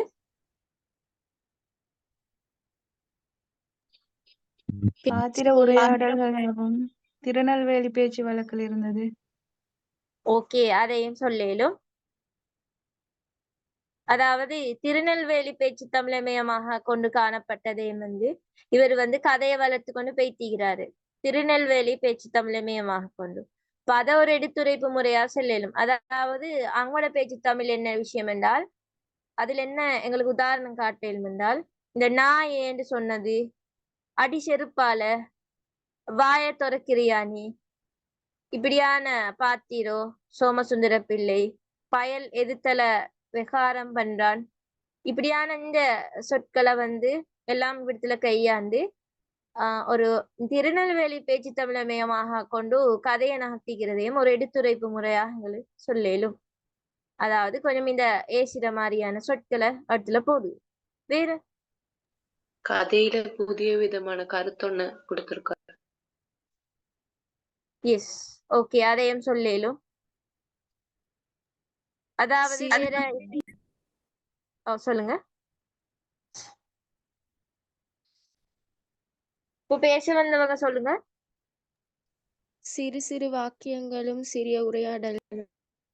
ஓகே, சிறு சிறு வாக்கியம் சிறு உரையாடல்கள் வந்து கையாளப்பட்டிருக்கிறத பார்க்கலும். இதெல்லாம் எடுத்துரைப்பு முறைதான். அவரு கதையை வந்து ஒரு இதாக கொண்டு போறதுக்கு என்ன விஷயங்களை செஞ்சிக்கிறாரு. அதே மாதிரி வேற எங்களுக்கு என்ன சொல்றேன்டால் கதையாசிரியர் சொல்லியாக ஈந்தாலும் சில இடங்கள்ல வந்து பாத்திர உரையாடலை வந்து முன்வைக்கிறாரு. அதாவது கதை வளர்த்து செல்லப்பட்டிருக்குது. இந்த செட்டியாருக்கு வந்து அவர் சொன்னது விலங்கல்ல, அதால வந்து என்ன அண்ணாச்சி என்ன சொல்கிறீங்க இங்கு கேட்கிறார். உங்களை பார்க்க எனக்கு உண்மையிலேயே பாவமா இருக்குது, இப்படி கத்தினா உங்க உடம்புக்கு ஆகுமா அப்படின்னு கேட்பதனூடாக சில இடங்கள் வந்து கதை சொல்லியா ஈந்தாலும் சில இடத்துல போய்த்து அந்த அவர் மாறி கதையில உரையாடல் ஒன்று நடக்கத்தை எங்களுக்கு பார்க்கலும். அதுவும் கதையிட அந்த இந்த கதையிட எடுத்துரைப்பு முறைதான். ஓகே, வேற சுவாரஸ்யமான கதை பின்னணி. எஸ், கொஞ்சம் நகைச்சுவையா சுவாரஸ்யமா காணப்படுறத பார்க்கலும். அந்த ஏச்சுக்கள் பேச்சுக்கள் நூடாக கொஞ்சம் உங்களுக்கு இன்ட்ரெஸ்ட் ஒன்று தருது இடத்துல, அப்ப அதை எழுதுற இடத்துல. வேற இந்த கதையிட இறுதி பகுதி வரையிலே கதிரேசன் செட்டியார்ட கடுமையான போக்குல மனக்கிடக்க வந்து வெளிப்படுத்தாத வகையில அவர் செய்து வந்த தியாகம் இறுதியில் வெளிப்படுத்தப்படும் பாங்கில் கதையை வந்து நகர்த்தி பேய்த்திக்குது. அதாவது உங்களுக்கு பார்க்கலும் கதையிட இறுதி பகுதியில கதிரேசன் செட்டியார் வந்து பையன்களோட முன்னேற்றத்துக்காக தன்னுடைய அந்த நலத்தையும் பொருட்படுத்தாம தனது அவனுடைய அந்த நலனை வந்து தியாகம் செய்து வாழ்ந்தமை வந்து இன வெளிப்படுத்தப்பட்டுகிறத பார்க்கலும். இப்ப இவர் வந்து சொல்றாரு, முந்தி ஏண்ட முதலாளியும் அப்படிதான் வந்து கத்துவாங்க, ஆனா அது கத்தி கத்தி செஞ்சதாலதான் நான் இப்படி ஒரு நிலைமையில சரிக்கிறேன் அப்படின்னு எல்லாம் சொல்றது எங்களுக்கு பார்க்கலும். ஆகவே கதையிட வந்து இறுதி பகுதி வரையிலே வந்து கதிரேசன் செட்டியார்ட கடுமையான போக்கின் மனக்கிடக்கை வெளிப்படாத வகையில அவர் செய்து வந்த அந்த தியாகம் இறுதியில வந்து வெளிப்படுத்தப்படுது. இது இவங்களுக்காக வேண்டிதான் இப்படி எல்லாம் ஏசின விஷயம். வேற என்ன சொல்லலும்? தியாக மனநிலைமை அவர்தான். அவருடைய அந்த தியாக மனநிலைமையை காட்டி ஒரு தியாகம் என்ற சிறுகதையத்துல போட்டு செஞ்சிக்கிறதும் இந்த சிறுகதையோட எடுத்துரைப்பு முறையாக எங்களுக்கு சொல்லலும். அதே மாதிரி இந்த கதிரேசன் செட்டியார் வந்து அவருடைய அந்த நாளாந்த கடமைகளை ஆற்றுவதில் வந்து கண்டிப்பான மனநிலையோடு காணப்பட்டமையின அவருடைய அந்த செயற்பாடுகள் மூலம் காட்டிய கதாசிரியர் கடை சிப்பந்திகளோடு கடுமையான முறையில நடந்து கொண்ட அந்த கண்டிப்பான சுபாவத்தை வந்து அவருடைய ஏச்சுக்களினூடாக ஒரு நல்ல நுணுக்கமான முறையில வந்து வெளிப்படுத்தி கதையை வந்து நகர்த்தி கொண்டு போறதையும் இந்த எடுத்துரைப்பு முறையாக எங்களுக்கு சொல்லிடும். உதாரணமா சொன்னால் கழுத ஒன்னத்தானே அப்படியான அந்த வரிகள்ல வந்து எங்களுக்கு அப்போ நான் பொய்யா சொல்றேன் இப்படியான அந்த வரிகளினூடாக எங்களுக்கு காணிது. இதையும் சொல்லலாம். கதையில வந்து கதிரேசன் செட்டியார் வந்து அவருடைய அந்த நாளாண்ட கடமைகளை ஆற்றுவதில் கண்டிப்பான மனநிலையோடு காணப்பட்டதை வந்து அவருடைய செயற்பாடு மூலம் தான் காட்டினார். அதுக்குத்தான் அவருடைய அந்த செயற்பாடை அந்த ஏச்சு மூலம் காட்டிக்கிறதனூடாக இவர் ஒரு கண்டிப்பு சுபாவமான ஒருத்தர் என்னது எங்களுக்கு விளங்குது. பல சொல்ல இப்படியான அந்த கண்டிப்புகளோட பேச்சுகளினூடாக கதையை வந்து ஒரு ஒழுங்கான விதத்தில் இவர் இந்த கண்டிச்ச விதத்தை அவருடைய அந்த ஏச்சு பேச்சு மூலமாக கதாசிரியர் வந்து எடுத்து காட்டுறாரு. அப்ப அதுவும் ஒரு எடுத்துரைப்பு முறை. இப்ப கிளியரா இதெல்லாம் இருக்கும்? ஓ மிஸ்.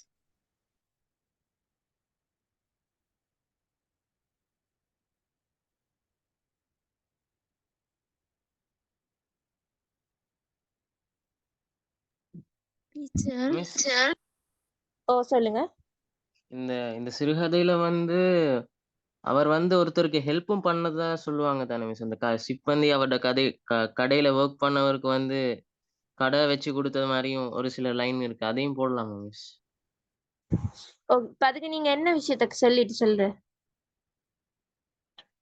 அதெல்லாம் வந்து அவரை பத்தி எழுதிய டைமுக்கு கதிரேசன் செட்டியாரை பத்தி எழுதிய டைமும் குறிக்கணும். இது எடுத்துரைப்பு முறைன்னு சொன்னால் கதை வந்து எப்படி பேய்த்திக்குது, எதுக்காக இந்த விஷயத்த செஞ்சிக்குது, அதுல பாத்திரங்களோட அளவு, அதே மாதிரி அதுல ஒவ்வொரு விஷயங்களும் எப்படி இப்படி எல்லாம் எங்களுக்கு விளங்குது. ஒரு கதைய வந்து கதையோட இயக்குனர் வந்து ஃபர்ஸ்ட்டுக்கு செய்வாங்களே அந்த ஒரு கதை ஸ்டெப் பை ஸ்டெப் போற டைம்ல அதுதான் அந்த எடுத்துரைப்பு முறை. அந்த கதையை வந்து செய்யறதுக்கு என்னென்ன விஷயங்களை வந்து இவர் செஞ்சிக்கிறாரு. ஒரு பேச்சு தமிழ் ஈக்கலாம், இல்லைன்னா மலைய பேச்சு தமிழ் இல்ல திருநெல்வேலி பேச்சு தமிழ், அப்படி ஒவ்வொரு விஷயத்த செஞ்சு கொண்டுதான் ஒரு கதை வந்து பேசிக்குது. அப்ப அது மாதிரி இந்த கதை எப்படி இருக்குது, இது வந்து ஒருத்தர் முன்னுக்கு ஈக்கிற விஷயத்தோட பார்த்து கொண்டு சொல்ற மாதிரிதான் இந்த சிறுகதை ஈக்குது. அப்ப அதே மாதிரி எந்த பேச்சு தமிழ்ல வந்து இது செல்லிக்குது, அதே மாதிரி இதுல எவ்வளவு கதாபாத்திரங்கள் ஈக்கிறாங்க, அதே மாதிரி இந்த கதை வந்து மெயினா என்ன விஷயத்த சொல்லுது. அப்ப அதுதான் எடுத்துரைப்பு முறையில வார கிளியரா. வேற சிறுகதையில கேட்டாலும் நீங்க அதான் கொடுக்கணும். அதான் நான் சொன்னேன், ரீட் பண்ணி கொண்டால் ஃபர்ஸ்ட்டுக்கு நல்லா கிளியரா ரீட் பண்ணினால் என்ன ஆன்சரும் கொடுக்கலும். விளங்குதா? Okay miss. ஓகே, அடுத்த கேள்வி ரீட் பண்ணுங்க ஒருத்தர்.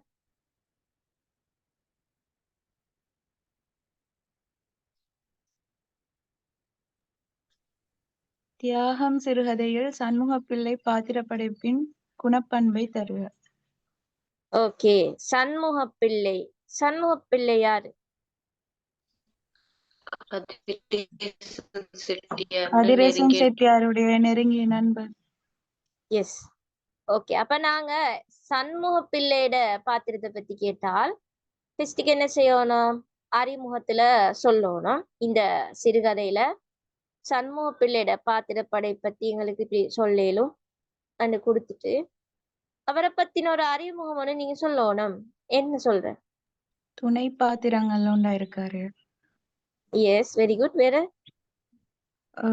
செட்டியார் மிக நீண்ட நாள் இருக்கிறது. ஓகே, மிக நீண்ட நாள் நண்பர் ஒருத்தர். அதால சண்முகப்பிள்ளை மீது செட்டியார் மிகுந்த மதிப்பும் அன்பும் உணர். அப்ப உங்களுக்கு தெரிஞ்ச விஷயங்கள் எல்லாம் சொல்லி ஒரு அறிமுகம் ஒண்ணு கொடுங்க அவரை பத்தி. இப்ப தியாகம் சிறுகதையிட முக்கிய பாத்திரம் கதிரேசன் செட்டியாருடைய நண்பராகத்தான் இந்த சண்முகப்பிள்ளை என்ற துணை பாத்திரம் வந்து காணப்படுது. அப்ப நீங்க எழுதணும், இவர் வந்து இந்த கதையில ஒரு துணை பாத்திரமாக காணப்படுறாரு. அதே மாதிரி இவர் வந்து இந்த கதையில அண்ணாச்சி என்று சொல்லியும் அழைக்கப்படுறாரு. மேலும் இவர் வந்து அடிக்கடி செட்டியாட கடைக்கு வந்து போகக்கூடிய ஒருத்தராகவும் செட்டியாரை பற்றி அறிந்தவர் கடை பையன்களுக்கு கொஞ்சம் மகிழ்ச்சியா ஒரு சில விஷயங்களை சொல்லிட்டு போகக்கூடிய ஒருவராகவும், இப்ப செட்டியார் ஏசினாலும் இவர் கொஞ்சம் அந்த பையன்களை கொஞ்சம் மகிழ்ச்சியாக்கிட்டு போகக்கூடியவராக இவரு காணப்படுறாரு. அதே மாதிரி இவர் இந்த சண்முக பிள்ளை செட்டியார்ட ஒரு மிக நீண்ட நாள் ஒரு நண்பராகவும் காணப்படுறாரு. சோ இப்படி சண்முக பிள்ளை என்ன பாத்திர படைப்பு கேட்டால் ஃபர்ஸ்டுக்கு நீங்க அவர் இந்த கதையில எப்படி ஈக்கிறாரு, இந்த கதையில எதுக்காக வேண்டி அவரை யூஸ் பண்ணிக்குது, அந்த விஷயத்த சொல்லி ஒரு ஷோர்ட்டா ஒரு பேராகிராஃப் ஃபர்ஸ்ட் நீங்க கொடுக்கணும். விளங்குதா? எந்த பாத்திர படைப்பு கேட்டாலும் தான், சண்முக பிள்ளை கேட்டாலும் சரி, வேற கடை சிப்பந்திகளை பத்தி கேட்டாலும், சோமசுந்தர பிள்ளையை பத்தி கேட்டாலும் ஃபர்ஸ்ட் கொஞ்சம் தெரிஞ்ச விஷயத்த சொல்லிட்டு எழுதி ஸ்டார்ட் பண்ணணும். இப்ப அவருடைய பாத்திர படைப்பு தானே, அப்ப அவருடைய அந்த குணம் என்னென்ன செஞ்ச அந்த விஷயங்களை சொல்லணும். அப்ப ஃபர்ஸ்டா எழுதுற விஷயம் கிளியரா எல்லாருக்கும்? ஓகே, அப்ப அந்த விஷயத்த எழுதுங்க. அடுத்ததா அவருடைய ஒவ்வொரு பண்பையும் நீங்க ஒவ்வொரு பாயிண்ட்ஸ கொடுத்துட்டு எழுதினீங்கன்னு சொன்னா சரி. அப்ப ஒன்று என்ன சொல்லலும்? கதிரேசன் செட்டியார் மீது அதிக அன்புடையவரா காணப்படுறார். எஸ், அப்ப அத முதலாவதா சொல்ல, கதிரேசன் செட்டியார் மீது அதிக அன்புள்ள ஒருவராக இச்சிறுகதையில் இப்பாத்திரம் காணப்படுகின்றது. அதாவது மாதத்தில் 10 நாட்களாவது அவர் செட்டியார் கடைக்கு சிறிது உட்கார்ந்து பேசிட்டு போவார் என்பதனூடாக அவர் மீது அவரை பார்க்கணும் என்ற ஒரு ஆவல் அவனுக்கு ஈக்குது. அதனூடாக அவருடைய அன்பு வெளிப்படுத்த பார்க்கலும். அதே மாதிரி செட்டியார்ட மனப்பாங்கு வெளிப்பட காரணமாக அமையக்கூடிய பாத்திரம் இவருதான். அதாவது செட்டியார்ட மனதில் இருக்கக்கூடிய துன்பத்தை அவர் பகிர்ந்து கொண்டு, யார்கிட்ட பகிர்ந்து கொள்ள, இந்த சோமசுந்தர பிள்ளை, இந்த சண்முக பிள்ளை கிட்டத்தான். அப்ப இப்படி அவரோட பகிர்ந்து கொண்டு ஒரு உதவியாக இருக்கக்கூடிய ஒரு பாத்திரமாகவும் இவரு காணப்படுறாரு. அப்ப இந்த விஷயங்கள் எல்லாம் சொல்லி, ஆகவே இப்படி கதிரேசன் செட்டியார் மீது அன்புள்ள ஒரு பாத்திரமாக இவர் காணப்படுறது சொல்லிடும். வேற நகைச்சுவையாக பேசக்கூடியவர். எஸ், நகைச்சுவையாக பேசக்கூடிய ஒருவராக இந்த சிறுகதையில் இவர் காணப்படுகிறார். அதாவது உங்க மேல தப்பில்லையே, உங்க முதலாளியை சொல்லணும், உங்களுக்கு நல்லாத்தான் பாடம் சொல்லி கொடுத்திருக்காரு என்று கூறுவதனூடாக ஒரு நகைச்சுவையாக பேசக்கூடிய ஒருவர் என்றது எங்களுக்கு விளங்குது. சோ அதை குறிப்பிடலும். வேற சமூக அந்தஸ்து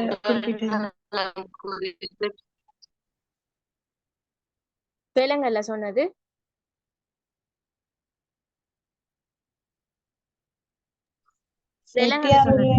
செட்டியாருடைய சமூக அந்தஸ்தை பத்தி பேசினது. ஓகே, அதையும் சொல்லலும். அதாவது இப்பாத்திரத்தை மையமா வச்சுதான் செட்டியார்ட அந்த சமூக அந்தஸ்து, செட்டியார்ட அந்த மன இயல்பு, சிப்பந்திகள் மீது கொண்டிருக்கக்கூடிய அக்கறை, சிப்பந்திகளை பொறுத்து அவர் செய்யக்கூடிய தியாகம், இதெல்லாம் வெளிப்படுத்த பார்க்கலாம். வேற இன்னும் சொல்லலாம், இந்த இறை நம்பிக்கையுடைய ஒருவராக இச்சிறுகதையில் சண்முக பிள்ளை காணப்பட்டார். இப்ப அதுவும் அவரோட பாத்திரப்படை பத்தி சொன்னது. அதாவது கோயிலுக்கு போறதுன்னா தேங்காய் பழம் எல்லாம் கொண்டு போக வேண்டாமா, கொண்டுதான் போகணும் என்று கூறுவதனூடாகவும் இவர் கோயிலுக்கு போற ஒருவர் என்றது எங்களுக்கு ப்ரூஃப் ஆகுது. அப்ப ஒரு நல்ல இறை நம்பிக்கையுடைய ஒருவர் என்று எங்களுக்கு சொல்லலாம். அப்ப அது ஒரு சண்முகத்திட பாத்திர படைப்புற ஒரு விஷயம். அடுத்து கடை சிப்பந்திகள் மீது பாசம் உள்ள ஒருவராக இச்சிறுகதையில் சண்முக பிள்ளை என்ற பாத்திரம் காணப்படுகின்றது. கடை சிப்பந்திகள் மீது பாசமுடைய ஒருவராக இச்சிறுகதையில் சண்முக பிள்ளை என்ற பாத்திரம் காணப்படுது. அதாவது முதலாளி சொல்லாமலேயே எப்படி கடையை பூட்டிட்டு சாமி பார்க்க போவாங்க என்று கூறுவதனூடாக இப்படி அந்த கடை சிப்பந்தி மீது ஒரு நல்ல ஒரு பாசம் கொண்ட ஒருத்தர் என்றது எங்களுக்கு விளங்குது. வேற இரக்க குணமுடைய ஒருவராக இந்த சிறுகதையில சண்முக பிள்ளை காணப்படுகிறார். இரக்க குணமுடைய ஒருவராக, அதாவது செட்டியாரே உங்களை பார்க்க எனக்கு உண்மையிலேயே பாவமா இருக்குது, இப்படி கத்தினா முதல்ல உங்க உடம்புக்காகுமா என்று கூறுவதனூடாகவும் எங்களுக்கு வந்து காணலும் மற்றவங்களை பத்தி சிந்தித்து ஒரு நல்ல இரக்க குணமுடையவர் என்றது எங்களுக்கு விளங்குது. ஓகே, வேற சொல்லலாம். செட்டியார்ட மதிப்புக்குரிய ஒருவராக இச்சிறுகதையில் சண்முகப்பிள்ளை காணப்பெற்றார். செட்டியாரின் மதிப்புக்குரிய ஒருவராக இச்சிறுகதையில் சண்முகப்பிள்ளை காணப்பெற்றார். அதாவது ஏன் இப்படி கடைசி பந்திகள் மீது கடுகடுப்பாயிருக்கீங்க என்று சண்முகப்பிள்ளை கேட்ட பொழுது அதை விடுங்க என்று தட்டி கழிக்காமல் அதற்கான விடயத்தை சொல்றதனூடாக இவரை வந்து மதிச்சதாலதான் அதுக்குள்ள விடய வந்து சொல்ற. இப்ப சில பேர் மதிக்காட்டி அதை விட்டு போடுங்க அப்படின்னு மதிக்காம சொல்ற. ஆனா இவர் வந்து அப்படி சொல்லல. அதுக்குள்ள காரணம் என்னன்னு சொன்னாரு. அதனூடாக செட்டியார் வந்து இந்த சண்முகப்பிள்ளை மதிக்கிறாருன்றது எங்களுக்கு விளங்குது. ஓகே, இந்த செட்டியாரோட தியாக உணர்வுக்கு காரணமா இருந்தது அது வருமா? அதையும் சொல்லலும். செட்டியார் தியாக உணர்வுக்கு காரணமாக இருந்தவர் இவர்தான். தியாக உணர்வு வெளிப்படுறது. அதாவது எப்படின்னு சொன்னால் கதையிட மெய்யக்கருவுதான் செட்டியார தியாகத்தை வந்து எடுத்துரைக்கவும், அதே மாதிரி சண்முகப்பிள்ளைக்கும் செட்டியாருக்கும் இடையில கதையிட இறுதி பகுதி இடம்பெறக்கூடிய உரையாடல் மூலமாக அந்த பெய்யன்களோட முன்னேற்றத்துக்காக தனது நலனை தியாகம் செய்து வாழ்பவர் என்பதனூடாக இவர் வந்து இந்த தியாக மண்டத்துக்கு ஒரு ஒரு பாத்திரமாக இவர் வந்து காணப்படுவதை எங்களுக்கு பார்க்கலாம்.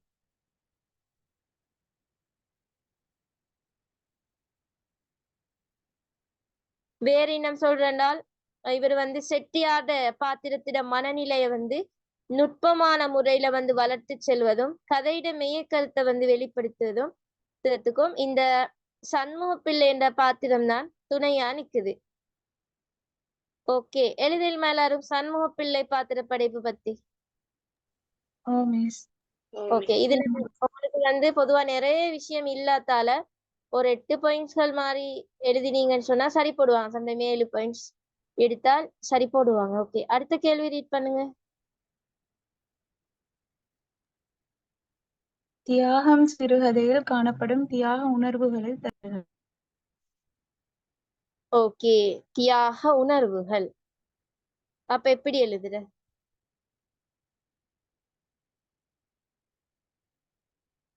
நிறைய கேள்விகள் எடுக்கலும். தியாக உணர்வு எப்படி எழுதுற?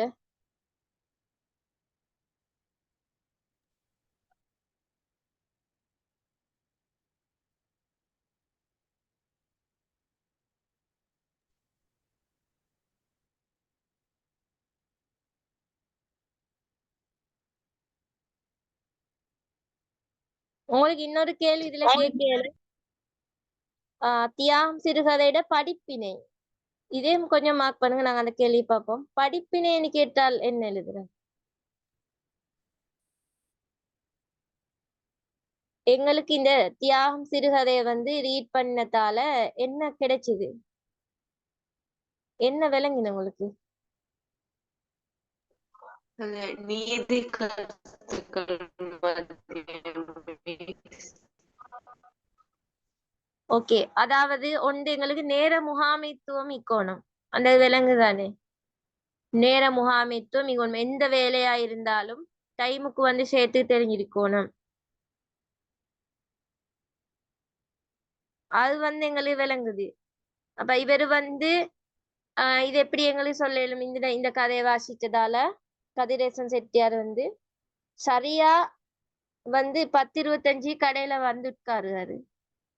அதே மாதிரி 15 நிமிஷம் சரியா நடக்கிறாரு. அதே மாதிரி கடிகாரம் பார்க்காமலே அந்த டைமுக்கே தவறாம வருஷம் 365 நாளும் ஒரே மாதிரி தான் இவர் கடைக்கு வந்து போவாரு என்பது எங்களுக்கு அந்த விடயங்களை வந்து ரீட் பண்ணதனூடாக எங்களுக்கு வந்து கிடைச்ச படிப்பினை வந்து ஒரு வேலைக்கு வந்து சரியா நேர முகாமைத்துவம் நீக்கணும் என்றது எங்களுக்கு விளங்கின. அப்ப இந்த தியாகம் சிறுகதையோட படிப்பினையில் ஒன்றுதான் நேர முகாமைத்துவம். அடுத்து வந்து கொடுக்க வாங்க டைம்ல வந்து சாமர்த்தியம் ஒன்று ஈக்கணும். அதாவது அந்த முந்தைய பிள்ளை தர வேண்டிய பாக்கியை கேட்டு வாங்கினியடா என்று கேட்கும்போது முதலாளி வாங்கிட்டேன் என்பது கண்டிப்பாக கேட்டியா? உன்னை யாருடைய அப்படி கேட்க சொன்னது? எதம்பதமா பேசணும்னு எனக்கு எந்த நேரமும் சொல்லியிருக்கேனோ? கண்டிப்பா பேசினா நாளைக்கு எவன்டா கடைக்கு வருவான் என கூறுவதனூடாக அந்த கடையில கொடுக்க வாங்க டைம்ல அவங்களோட மனசு கவரு மாதிரி ஒரு இதா பேசித்தான் அவங்களுக்கு சாமானோல நீ கொடுக்கணும் அப்படின்னு சொல்லி கதிரேசன் செட்டியார் கடை சிப்பந்திக்கு சொல்வதனூடாக இவர் இந்த எங்களுக்கு சொல்லலும் ஒரு கொடுக்க வாங்க டைம்ல இடத்துல ஒரு சாமர்த்தியமும் ஈக்கணும். சும்மா வாரவங்களை மதிக்காம அவங்களுக்கு கொடுக்காம இன்னொரு டைம் வருவாங்களா? இல்ல. அப்ப அது எங்களுக்கு ஒரு படிப்பினை. அடுத்து புரிந்துணர்வாலேயே ஒருவர் மீது மதிப்பு மரியாதையும் ஏற்படும். ஒருத்தர் இன்னொருத்தரை அண்டர்ஸ்டாண்ட் பண்ணிக்கொள்ளணும். அப்படி அண்டர்ஸ்டாண்ட் பண்ணினாங்கன்றால் அவங்க மேல ஒரு மரியாதை ஏற்படும் மத்தவங்களுக்கு. அப்ப அது எங்களுக்கு கிடைச்ச படிப்பினை. எப்படித்தால அந்த செட்டியாட குணாதிசயங்கள் எல்லாம் கடை பையன்களுக்கு மனப்பாடம். 2 வாரங்களுக்கு முன் சேர்ந்த புதுப்பெயர் வெங்கடாசத்துக்கு இன்னும் முதல் பாடம் கூட சரிவர புரியவில்லை. இதனால் தான் செட்டியார் அவனை திட்டும் போது உள்ளூர மனம் குழுமியது என்பதனூடாக ஒத்தரை புரிஞ்சாங்க அப்படின்னு சொன்னால் அவங்க மேல மதிப்பு மரியாதையும் வரும். அவங்கள புரியாட்டி அவங்க யாரு சரியா அவங்கள விளங்காட்டி அவங்களுக்கு அவங்க மேல ஒரு மரியாதை வராது என்பதனூடாக அது எங்களுக்கு ஒரு படிப்பினையாக இந்த சிறுகதை காட்டுது. அதே மாதிரி பெற்றோர் சொல் கேட்டு நடக்கணும் என்றது எங்களுக்கு இந்த சிறுகதையில ஒரு படிப்பினையாக பார்க்கலாம். அதாவது வெங்கடலாசம் சொல்லாமல் கொள்ளாமல் கடையை விட்டு ஓடிடலாம் என்று நினைத்தாலும் தன் தகப்பனாரின் கண்டிப்புக்கு பயந்து அவன் அங்கேயே இருக்கிறான். இவர் ஏசியத்தை கண்டு கொண்டு இவர் நினைச்ச கடையில இருந்து பேய்த்திடுவோம் அப்படின்னு சொல்லி. ஆனா வாப்பாக்கு மதிச்சு இவர் கடையில இருக்கிறாரு. அப்ப அதனோட எங்களுக்கு அது ஒரு படிப்பினையாக இருக்குது. என்ன? பெற்றோர் சொல் கேட்டு நடக்கணும், இல்லாட்டி என்ன சரி ஒரு பிரச்சனை வரும் என்றது எங்களுக்கு ஒரு படிப்பினையாக பார்க்கலும். அதே மாதிரி இருக்கும் இடத்துக்கு ஏற்ப மனிதர்களோட நடத்தை மாறி மாறி நடக்கும். இப்ப சில டைமுக்கு அவங்க மனநிலை வேற மாதிரி இன்னொரு மாதிரி நடப்பாங்க. அப்ப எல்லாரும் சென்ன மாதிரி செய்தவங்களா? இல்ல. அவங்க இருக்கும் இடத்துக்கு ஏற்ப மனிதரோட நடத்தை மாறி மாறி நடக்கும் என்றது எங்களுக்கு இதால கிடைச்ச ஒரு படிப்பினை. வேற என்ன படிப்பினை இது?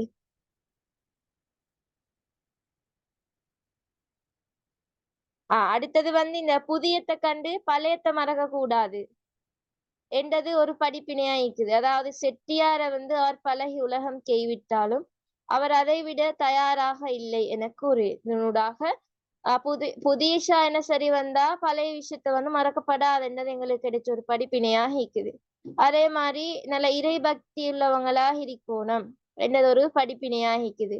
அதே மாதிரி நல்ல சிறப்பான வழிநடத்தக்கூடியவராக இருக்கணும். ஒவ்வொருத்தரும் நல்ல வழிநடந்திருக்கக்கூடிய ஒருத்தராக இருக்கணும்.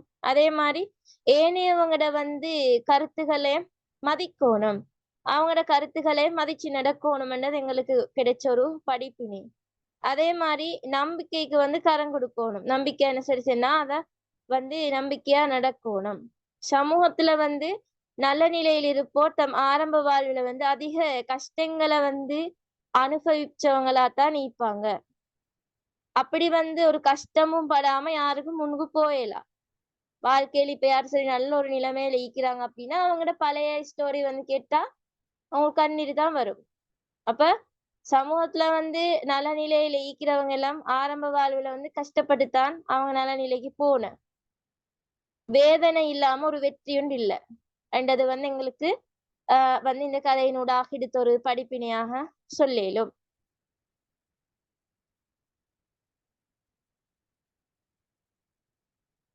ஓகே, அடுத்த கேள்வி இப்ப நீங்க ரீட் பண்ண கேள்வி கதையில வெளிப்படக்கூடிய தியாக உணர்வு தானே?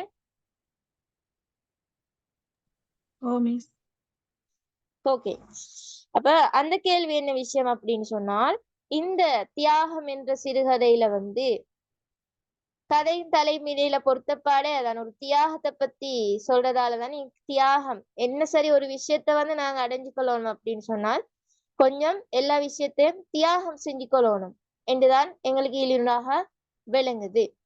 அப்ப அந்த வகையில கதையில வந்து வெளிப்படக்கூடிய தியாக உணர்வுகளாக பார்த்தோம் சொன்னால் ஒன்று முதலாளியினுடைய தியாகங்களை வந்து எடுத்து நோக்கினோம் அப்படின்னு சொன்னால் இவர் வந்து உடல் நலத்தையும் உளநலத்தையும் தியாகம் செய்கிறார்.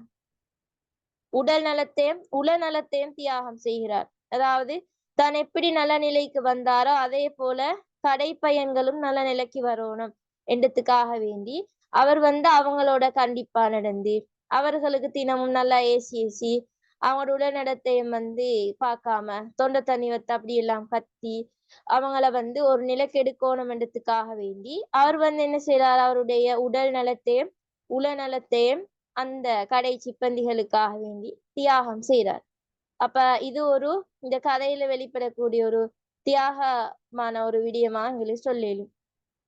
அது முதலாளியுடைய தியாகத்தில் உண்டு. அதே மாதிரி ஓய்வை வந்து இவரு தியாகம் செய்யறாரு. முதலாளி வந்து ஓய்வை தியாகம் செய்யறாரு. அதாவது எப்படி கை கடிகாரம் கட்டாமலே வருஷம் 365 நாளுமே கடைக்கு வராரு. வீடு திரும்பத்தையும் வழக்கமாக கொண்டிருப்பார். ஒவ்வொரு நாளும் எதையாவது ஷாக்காக வைத்துக்கொண்டு கடை பையன்களுக்கு திட்டி தொண்டை வலி இருந்தாலும் வீட்டு ஓய்வு எடுத்து நிக்காது. மறுநாளும் அந்த நாளை மாதிரியே கடைக்கு வருவாரு. அப்ப அவர் ஒரு ஓய்வு எடுக்கல. இன்னைக்கு நல்லா கத்திட்டு போனால் மத்த நாளையும் அதே மாதிரி வந்து கத்துவாரு. அவர் ஒரு ஓய்வு எடுக்கல. ஓய்வு தியாகம் செஞ்சு அவர் வந்து கடைப்பையங்கள் முன்னேற வேணும் என்றதுக்காக வேண்டி ஓய்வை வந்து தியாகம் செய்யறாரு. அதே மாதிரி கதிரேசன் செட்டியாரை வந்து பார்த்தோம்னா மகிழ்ச்சியை வந்து தியாகம் செய்யறாரு. அப்ப அதுவும் இந்த கதையில வெளிப்படக்கூடிய ஒரு தியாக உணர்வாக இருக்குது. எப்படி செட்டியார் வந்து கடையில இருக்கும்போது கடுகடுப்பான முகபாவத்தை வச்சு கொண்டிருப்பாரு. கதையில வந்து அந்தஸ்து மிக வாடிக்கையாளரோ நண்பரோ வந்தாலும் சிரிக்க வேண்டி ஏற்படும். ஆனா இவர் சிரிக்க மாட்டாரு. அதே முகப்பாவத்தோடே அவங்களையும் வந்து வரவேற்பாரு. பெயன்களோடும் கடுமையா நடப்பதால அவருடைய அந்த மகிழ்ச்சியா தியாகம் செஞ்சுக்காரு. மகிழ்ச்சியா வந்து இருக்கல்ல, மகிழ்ச்சியா இருக்காம அதையும் தியாகம் செஞ்சு கொண்டு வேலையை மட்டும் சரியா செஞ்சுட்டு போறாரு. என்னோட அவருடைய அந்த தியாக உணர்வு வெளிப்படுத்த பார்க்கலும். அதே மாதிரி அவருடைய அந்த நல்ல பெயரை தியாகம் செய்யறாரு. அவருடைய நல்ல பெயரை தியாகம் செய்யறாரு. இப்படி வருஷம் கடை பையன்களுக்கு செய்வதாலும் மற்றவர்கள் வந்து சண்முக பிள்ளை செட்டியாரிடம் கேட்கிறார், ஏன் 24 மணி நேரம் பையன்களை வந்து திட்டிக்கொண்டே இருக்கீங்க, எப்ப பார்த்தாலும் எவ்வனையாவது நீங்க திட்டிக்கொண்டுதான் நிக்கிறீங்க, அத கொஞ்சம் நீங்க அவங்கள கூப்பிட்டு அன்பா ஆதரவா இருக்கலாமே, ஏன் இப்படி எல்லாம் கத்தோணும் அப்படின்னு சொல்லி கேட்டாலும் செட்டியார்ட வந்து அந்த நல்ல பேரையும் நல்ல குணத்தையும் அவர் கொஞ்சம் தியாகம் செய்யறாரு. அதனூடாக அவருடைய அந்த தியாக உணர்வு வெளிப்படுது. அவருடைய அந்த நல்ல பேரை அவரு கொஞ்சம் தியாகம் செஞ்சு கொண்டிருக்கிறாரு. அவரு எல்லாரும் வந்து சொன்னாலும் இவர் அதை வந்து கேட்காம இதாக்காம அவருடைய நல்ல பேரு போனாலும் அவர் வந்து அதையும் தியாகம் செஞ்சுட்டு இருக்கிறாரு. அதையும் ஒரு தியாக உணர்வா பார்க்கலும். அந்த விஷயங்களை தான் நீங்க இடத்துல கொடுக்கணும். அதே மாதிரி இவர் வந்து இலாபத்தையும் தியாகம் செய்யறாரு. இதுவும் அவருடைய அந்த தியாக உணர்வு தான். அதாவது கடையில வந்து வேலை பார்த்த பையன்கள் வந்து பெரியவனாகி தனிக்கடை வந்து ஆரம்பிக்கிறதுக்கு வந்து நினைச்சாலும் அதுக்கு வந்து உதவி செய்வாரு. அதுக்கு தேவையான வேலையெல்லாம் செஞ்சு கொடுத்து அவங்களுக்கு தனியா கடை ஒண்ணு போடுறதுக்கு செஞ்சு கொடுப்பாரு. இப்ப வேறாக்கள் அப்படியா இல்ல, அவங்களுக்கு வந்து லாபம் கிடைக்கும், இந்த இவங்களை வச்சுக்கொண்டா சரிதானே அப்படின்னு செஞ்சு கொடுக்கலாம். ஆனா இவர் வந்து அவரு கிடைக்க இருந்தாலும் அந்த லாபத்தை தியாகம் செய்யக்கூடிய ஒருவராக காணப்படுதுன்னா அவருடைய அந்த தியாக உணர்வு வந்து வெளிப்படுது. அதே மாதிரி இவர் வந்து அவருடைய அந்த கௌரவத்தையும் தியாகம் செய்யறாரு. அதே மாதிரி செட்டியார் வந்து அவருடைய வாழ்க்கையே தியாகம் செய்யறத பார்க்கலும். அதே மாதிரி இந்த கடையில் இருக்கக்கூடிய தொழிலாளர்களையும் வந்து தியாகம் வெளிப்படுது. அதாவது எப்படி கடை பையன்கள் வந்து அவங்களோட உரிமையை வந்து தியாகம் செய்யறாங்க. அதாவது எப்படி ஒருத்தருக்குன்னு சொல்லி ஒரு உரிமை இருக்குது, சுயமரியாதை இருக்குது.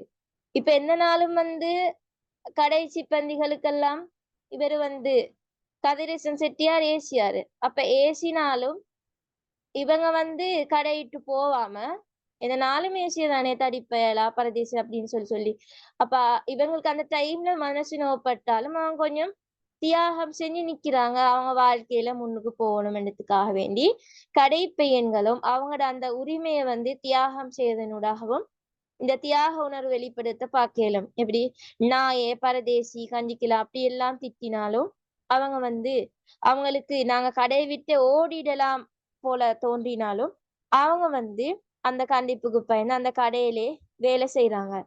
இதனூடாக அந்த உரிமையை வந்து தியாகம் செய்யறாங்கன்றது விளங்குது.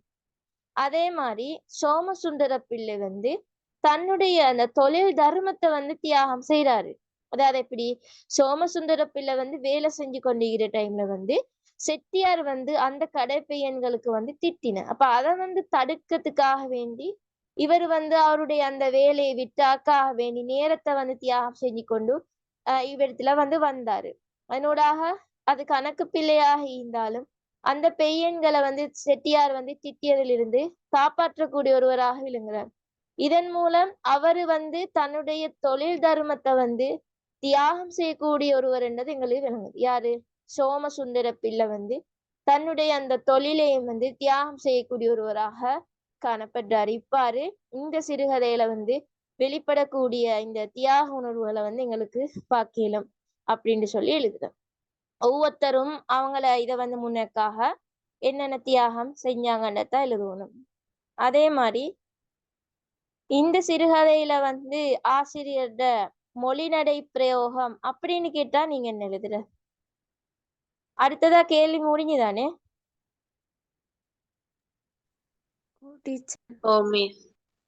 ஓகே. அடுத்ததா இப்ப நான் கேட்ட மாதிரி மொழிநடை பிரயோகம் கேட்டா என்னன்னு எழுதுறேன்? எளிமையான மொழிநடை, பேச்சு வழக்கு, வடமொழி சொல். ஓகே, நீங்க அப்படி மட்டும் எழுதினா போதுமா? உதாரணம் காட்டணும்.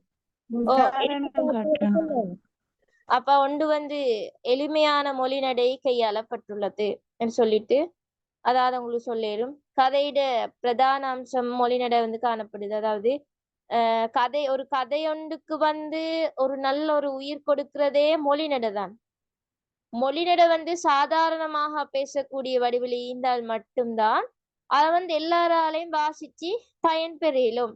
அந்த மொழிநடை வந்து கஷ்டமாக தெளிவில்லாம இருந்தால் அதை ரீட் பண்றதுல வந்து ஆசை காட்ட மாட்டாங்க. படிக்காதவங்களா இருந்தாலும் ஆனா பாமர மக்கள்னு சொல்ல படிக்காதவங்களாக இருந்தாலும் அவங்களாலையும் சும்மா ரீட் பண்ணேலும் அவங்களுக்கு ஏற்ற மாதிரியான ஒரு மொழிநடையில இருந்தாத்தான், எளிமையான மொழிநடையில் இருந்தாத்தான். ஆகவே இந்த சிறுகதை, இந்த தியாகம் இந்த சிறுகதையும் எளிமையான மொழிநடையில வந்து காணப்பட்டிருக்கிறத பார்க்கலும். வேறு முதலான மரபு தொடர் கையாள விலங்கல்ல மாரடித்தல் முதலான மரபு தொடர்கள் கையாள. ஓகே, மரபு தொடர்கள் கையாளப்பட்டிருக்குது. அதாவது எப்படின்னு சொன்னால் கை தூக்கி விடுதல் என்ற மரபு தொடர் வந்து பயன்படுத்தப்பட்டிருக்குது. கை தூக்கி விடுன்னு சொன்னா என்ன? உதவி செய்தல். இப்ப அவங்க வந்து முன்னுக்கு போறதுக்கு வந்து உதவி செய்யற மாதிரி. இப்ப அந்த தனது கடையில வந்து வேலை செய்யக்கூடிய பெண்கள் பையன்களை வந்து அதுல வந்து சிப்பந்திகளை வந்து திருமணமானத்துக்கு பிறகு தனிக்கடையெல்லாம் போடுறதுக்கெல்லாம் அவங்க உதவி செய்யக்கூடிய ஒருவராக வந்து காணப்படுது. அப்ப அந்த விஷயத்த சொல்றதுக்கு இந்த கை தூக்கி விடுதல் என்ன அந்த மரபுத்தோட பயன்படுத்தப்பட்டிருப்பா கேளு. வேற மொழிநடை பிரயோகம் உணர்வு ரீதியாக கையாளப்படுகிறது. ஓகே, அதாவது உணர்ச்சிக்கேற்ப சொற்பிரயோகம் வந்து பயன்படுத்தப்பட்டிருத பார்க்கலாம். அதாவது அவங்களுக்கு ஒரு கோபம் வந்தா அந்த கோப உணர்ச்சியில என்ன சொற்கள் வருதோ அதை அப்படி சொல்லிக்குது. அப்ப உணர்ச்சிக்கேற்ப சொற்களை வந்து பிரயோகிச்சுக்கிறத வந்து பார்க்கலாம். அடி செருப்பால நான் வாய துறக்கிறையா நீ அந்த மாதிரியான அந்த இதை வந்து எங்களுக்கு உதாரணங்களாக எடுத்து காட்டலும். அதே மாதிரி வேற இது உரையாடல் பாங்கில் அமைஞ்சிக்கிறத பார்க்கலும். அது ஒரு மொழிநடை பிரயோகம், உரையாடல் பாங்கில் அமைந்திருக்கிறது. அதாவது இந்த தியாகம் சிறுகதை வந்து முழுமையாகவும் ஒரு உரையாடல் பாங்காகத்தான் அமைஞ்சிக்குது.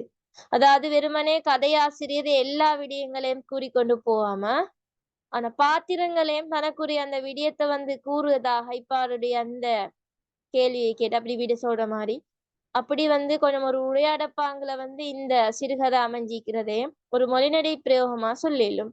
இப்போ ஒருத்தர் பார்த்து கொண்டு செல்ல மாதிரியே ஃபுல்லா ஈந்திந்தால் கொஞ்சம் இன்ட்ரெஸ்ட் ஒன்று குறைஞ்சிக்கும். பாடத்துல வந்து இன்னொருத்தரும் செல்ல மாதிரி ஒரு உரையாடலா நடுவுல எல்லாம் அப்படி வந்த இப்ப அதால இன்ட்ரெஸ்டா எங்களுக்கு ரீட் பண்ணிட்டு போயிடுமா இருக்குது. இப்ப அந்த உரையாடல் பாங்குல அமைஞ்சதும் ஒரு மொழிநடை பிரயோகம். வேற இழிவான மொழி பயன்பாடு ஒத்தரை இழிச்சி பரதேசி நாயே பிச்சைக்காரன் கழுது இந்த மாதிரியான எரும மாட்டு பயல் தடிப்பயல் பரதேசி இப்படியெல்லாம் சொன்னது அதை குறுக்கேலும் இழிவான மொழிநடை பயன்பாடு வந்து காணப்படுறத சொல்லேலும் வந்துட்டு இந்த வசனங்களை சொல்லுங்க. வேறு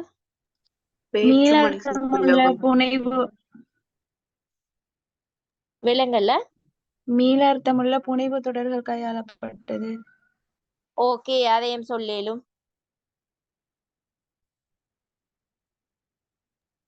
பிறமொழி பிரயோகம்.